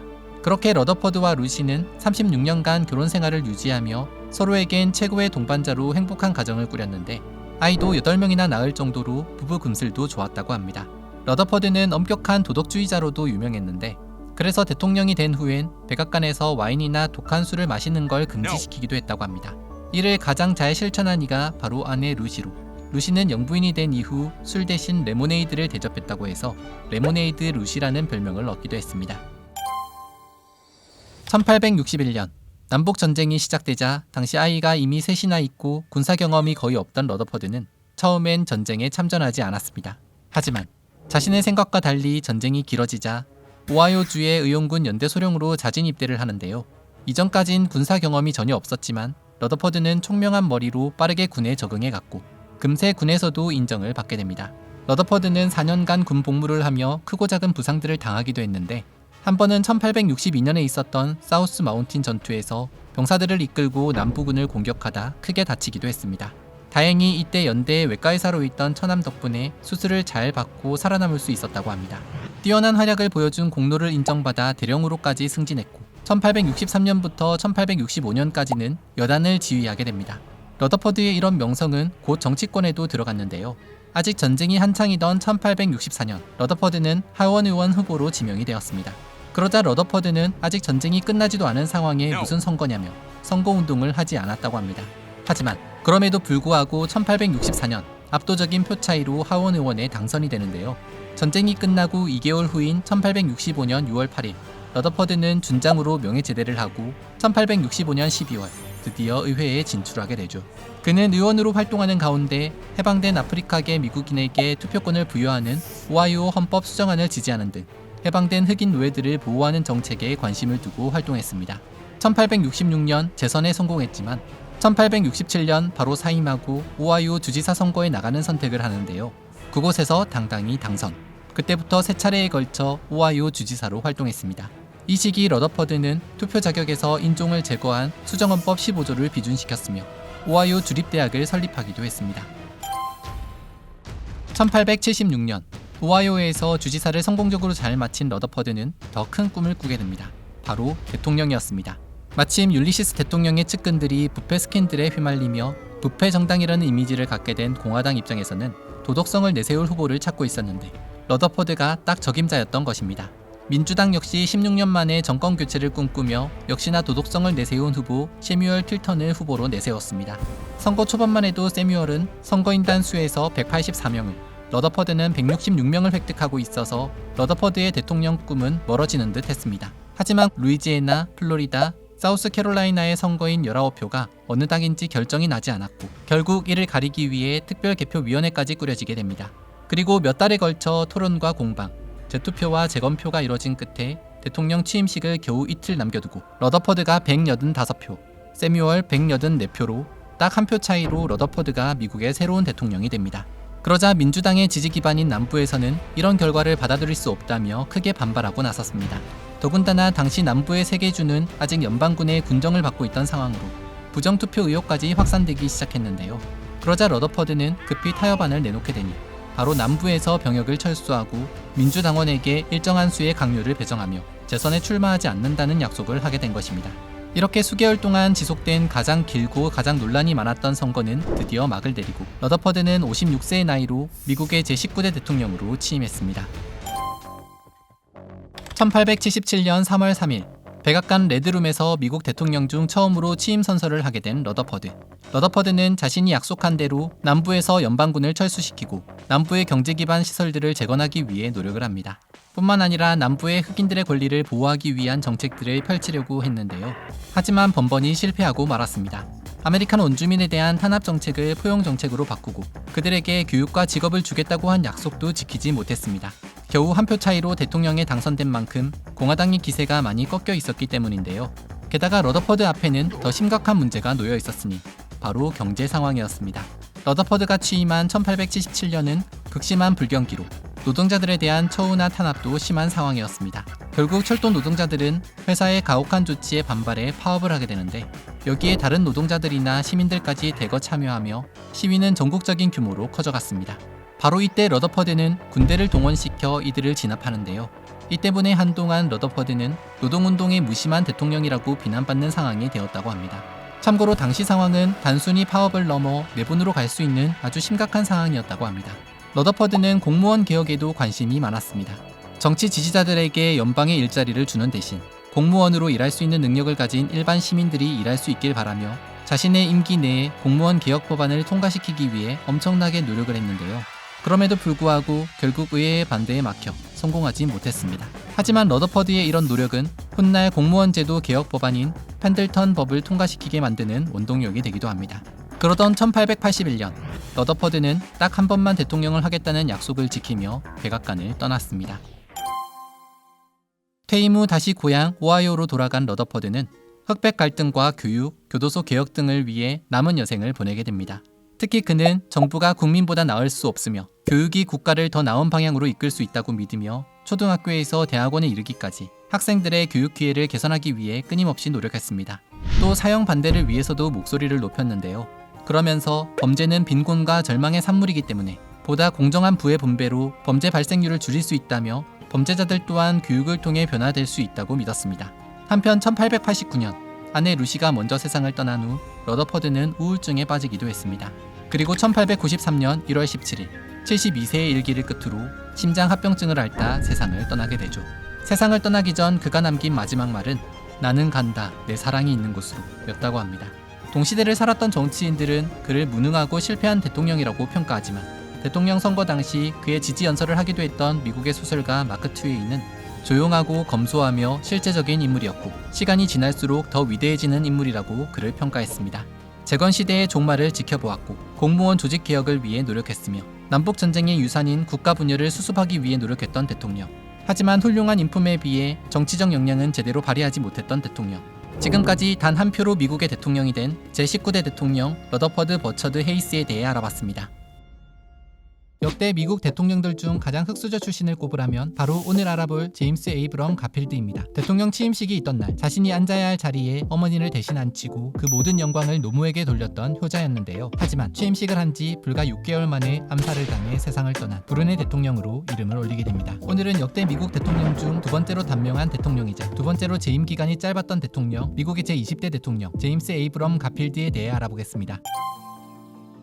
1831년 11월 19일 오하이오주 쿠야호가 카운티의 통나무집에 살던 아버지 에이브럼 가필드와 어머니 일라이자 발루 가필드 사이에서 4자녀 중 막내로 태어난 제임스 가필드. 제임스네 집은 아주 가난했는데요. 게다가 레슬링 선수였던 아버지가 제임스가 태어난 지 18개월 만에 세상을 떠나는 바람에 형편은 더욱 어려워지게 되죠. 힘든 상황에서도 어머니는 세탁부 일을 하는 등 고된 일을 하며 아이들을 최선을 다해 키웠고 직접 읽는 법을 알려주는 등 교육에도 힘썼습니다. 1842년 제임스가 12살이 됐을 무렵 어머니는 형편이 좀 나아질까 재혼을 했지만 별 도움이 되지 않았고 다시 이혼하고 말았습니다. 가난하고 아버지가 없었던 제임스는 자주 친구들에게 놀림을 받았는데 그럴 때 제임스에게 위로가 돼준 게 바로 독서였다고 합니다. 어릴 때부터 유난히 책을 좋아했던 제임스는 특히 라틴어와 그리스어에도 탁월한 모습을 보였습니다. 양손잡이였던 제임스는 양손으로 동시에 다른 언어로 글을 쓰며 자신의 재능을 과시했다고 전해집니다. 그런데 가난했던 형편 때문에 제임스는 공부 대신 10대 초반부터 돈을 벌기 위해 일을 해야 했으며 1847년 17살이 되던 해엔 집을 떠나 오하이오 운하에서 선원 일을 하게 되죠. 하지만 수영을 잘하지 못해 물에 자주 빠지고 거기에 설상가상 말라리아까지 걸리게 되었는데요. 취업한 지 6주 만에 병을 얻어 다시 집으로 돌아올 수밖에 없었던 제임스. 어머니는 아들에게 가난을 벗어나기 위해서는 공부를 해야 한다고 설득했고 제임스 역시 자신은 몸으로 하는 일보다 머리를 사용하는 일을 해야 한다는 사실을 깨닫고 건강을 회복한 후 체스터 근처에 있는 조가 신학교에 입학했습니다.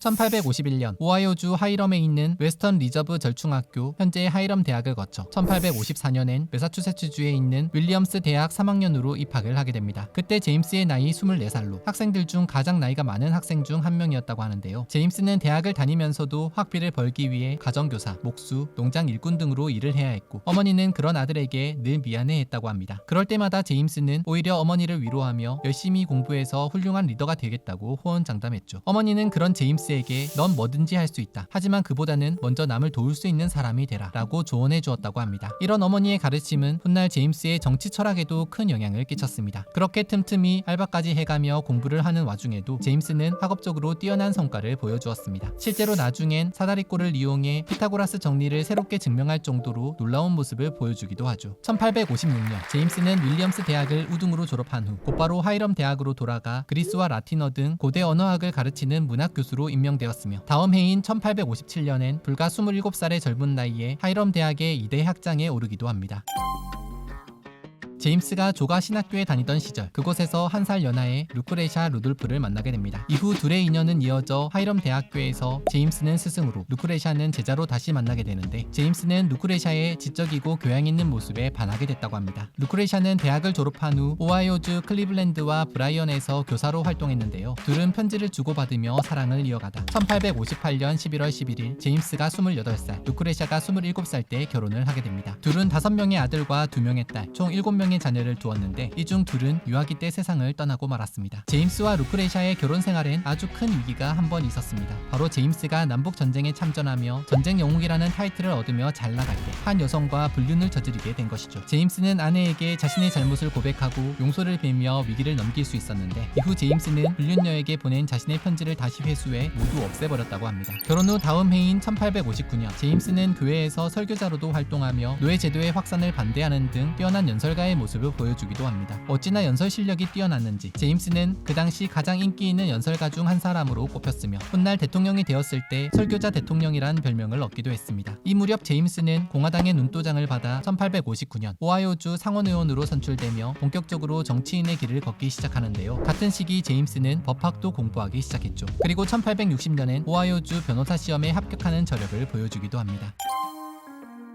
1861년 남북 전쟁이 일어나자 제임스는 오하이오 의용 보병대에서 병사를 모집하는 일을 돕다 곧바로 북군의 중령으로 참전을 하게 됩니다. 군사 경험이 전혀 없었음에도 불구하고 제임스는 군인으로서 뛰어난 모습을 보여주었는데 그 능력을 인정받아 1861년 8월 중순엔 중령에서 대령으로 진급했습니다. 이후 다시 실로 전투와 치카모카 전투에서 큰 공을 세우며 32살에 연방군의 최연소 소장으로 진급하며 전쟁 영웅으로 이름을 날리기 시작했습니다. 아직 군복무 중이던 1862년 전쟁 영웅이라는 명성을 바탕으로 선거운동 없이도 거뜬히 오하이오주 하원 의원으로 당선되는데요. 하지만 처음엔 제임스는 군에서 제대하기를 꺼려했다고 합니다. 결국 에이브러임 링컨 대통령의 설득 끝에 1863년 12월 하원 의원으로 활동하기 위해 육군에서 제대하게 되죠. 이후 제임스는 18년 동안 구선 의원으로 활동하며 군사문제위원회, 은행 및 통화위원회, 세출위원회 위원장을 거쳐 하원 공화당 지도부 자리에 오르게 됩니다. 하원 의원으로 활동하던 시기 제임스는 흑인들의 참정권을 노예제 폐지만큼이나 강력하게 주장하며 처음엔 급진파의 면모를 보이다가 해방된 흑인 노예들을 보호할 법을 거부한 앤드류 존슨 대통령의 탄핵을 반대하는 연설을 하는데 점점 급진파와 거리를 두는 모습을 보이게 됩니다. 이런 제임스의 모습이 누군가에겐 기회주의적인 모습으로 비춰지기도 했지만 중도 성향의 좋은 인품을 가졌으며 연설 실력도 뛰어난 그를 사람들은 주목하기 시작했고 덕분에 1880년에 그는 연방 상원의원으로 당선되기도 합니다. 하지만 상원의원으로 임기도 시작하기 전인 1880년 공화당 전당대회에서 대통령 후보로 지명이 되는데요. 사실 제임스는 자신의 친구였던 존 셔먼을 대통령 후보로 지명시키려 했으나 실패하고 오히려 36번째 재투표에서 자신이 대통령 후보로 지명되는 이변을 낳습니다. 그런데 1880년 대통령 선거는 공화당이나 민주당이나 공약이 큰 차이가 없었고 어느 때보다 치열한 양상을 띄었는데 제임스는 이때 선거 자금이 부족해 큰 어려움을 겪었습니다. 그러자 제임스는 공화당의 권력 실세인 로스코 콩클링 의원을 만나 콩클링 쪽 사람들에게 관직을 주기로 약속하고 선거 자금을 지원받게 됩니다. 당시만 해도 이렇게 관직을 약속해주고 선거 지원을 받는 역관제가 성행하던 시기였는데 여튼 덕분에 제임스는 민주당 후보였던 윈필드 스콧 행콕을 근소한 차이로 힘겹게 이기고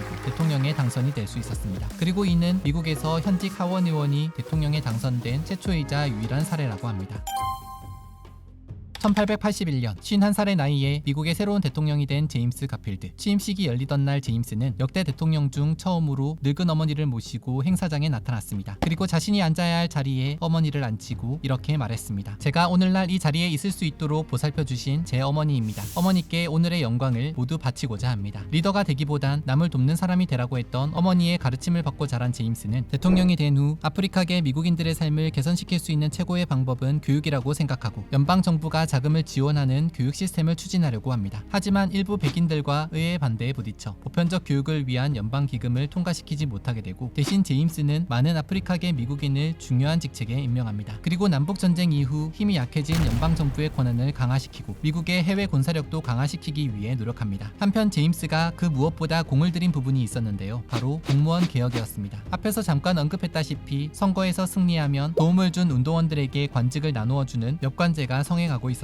이 엽관제는 7대 대통령 앤드류 잭슨 이후 널리 퍼지기 시작했는데 처음 이 엽관제가 시작될 땐 건전한 상식을 가진 사람이면 누구라도 관직을 수행할 수 있다며 좋은 의도로 시작한 일이었습니다. 하지만 갈수록 연방정부의 일이 복잡해지고 전문성이 늘어나며 이 엽관제는 많은 폐해를 불러오게 되죠. 제임스 역시 이 엽관제를 약속한 덕분에 도움을 받아 대통령에 당선이 됐지만 당시에도 부패로 이름을 날리던 콩클린 파벌에게 관직을 주면 대통령으로서의 역할을 할 수 없음은 물론 부패 척결도 요원해질 것이라 생각하고 제임스는 선거 전에 했던 약속을 지키지 않기로 마음을 먹습니다. 그러면서 오히려 부패한 공직자를 걸러내기 위한 조사를 하도록 명령을 내립니다. 당연히 콩클링 의원과 돈으로 관직을 사려던 사람들은 분노했고 제임스가 대통령이 된 지 4개월 만인 1881년 7월 2일 워싱턴 DC의 기차역에서 참극이 일어나게 됩니다. 자신에게 관직을 주지 않는데 앙심을 품은 젊은 변호사가 제임스에게 총격을 가한 것이죠. 목숨을 건지긴 했지만 두 차례 총격을 받고 치명상을 입게 된 제임스. 몸속에 박힌 총알을 찾기 위해 전화기를 발명한 알렉산더 그레이엄 벨이 만든 금속 탐지기까지 동원됐지만 모두 실패했는데요. 3개월 동안 병상에 누워있다 결국 폐혈증까지 겹치며 1881년 9월 19일 숨을 거두고 맙니다. 재임 기간은 199일, 그의 나이 겨우 51살이었습니다. 그가 대통령으로 있던 기간은 6개월밖에 되지 않았지만 미국 공직사회에는 큰 유산을 하나 남기게 됩니다. 바로 그의 죽음으로 엽관제에 대한 비관 여론이 거세지며 1883년 연방공무원법인 펜들턴법을 제정하게 된 것입니다. 앞으로 공채 시험을 통해 공무원을 채용하고 공무원의 정치운동을 금지하는 게 공약의 핵심 내용으로 미국 공무원들의 정치 중립은 이렇게 시작되었다고 합니다. 선언부터 노동자, 교수, 군인, 변호사, 정치인 등 다양한 경험과 경력을 쌓았던 제임스는 그 누구보다 자신이 가난하고 힘든 삶을 살았기에 서민들의 고난을 잘 이해하던 사람이었다고 합니다. 전임 대통령인 러더퍼드 헤이스는 미국 역사를 통틀어 이토록 가난하게 출발해 많은 것을 성취한 사람은 한 명도 없었다며 그를 높이 평가하기도 했습니다. 많은 역사가들은 그의 임기가 너무 짧아 업적을 남기지 못했지만 임기를 제대로 채웠다면 부패와의 전쟁을 제대로 한 번 하지 않았을까라고 얘기하기도 합니다. 지지리도 가난한 집에서 태어나 대통령의 자리까지 오른 입지적인 인물. 하지만 자신의 뜻 한 번 제대로 펼쳐보지 못하고 암살을 당해 일찍 세상을 떠난 비운의 대통령. 지금까지 미국의 제20대 대통령 제임스 가필드에 대해 알아봤습니다.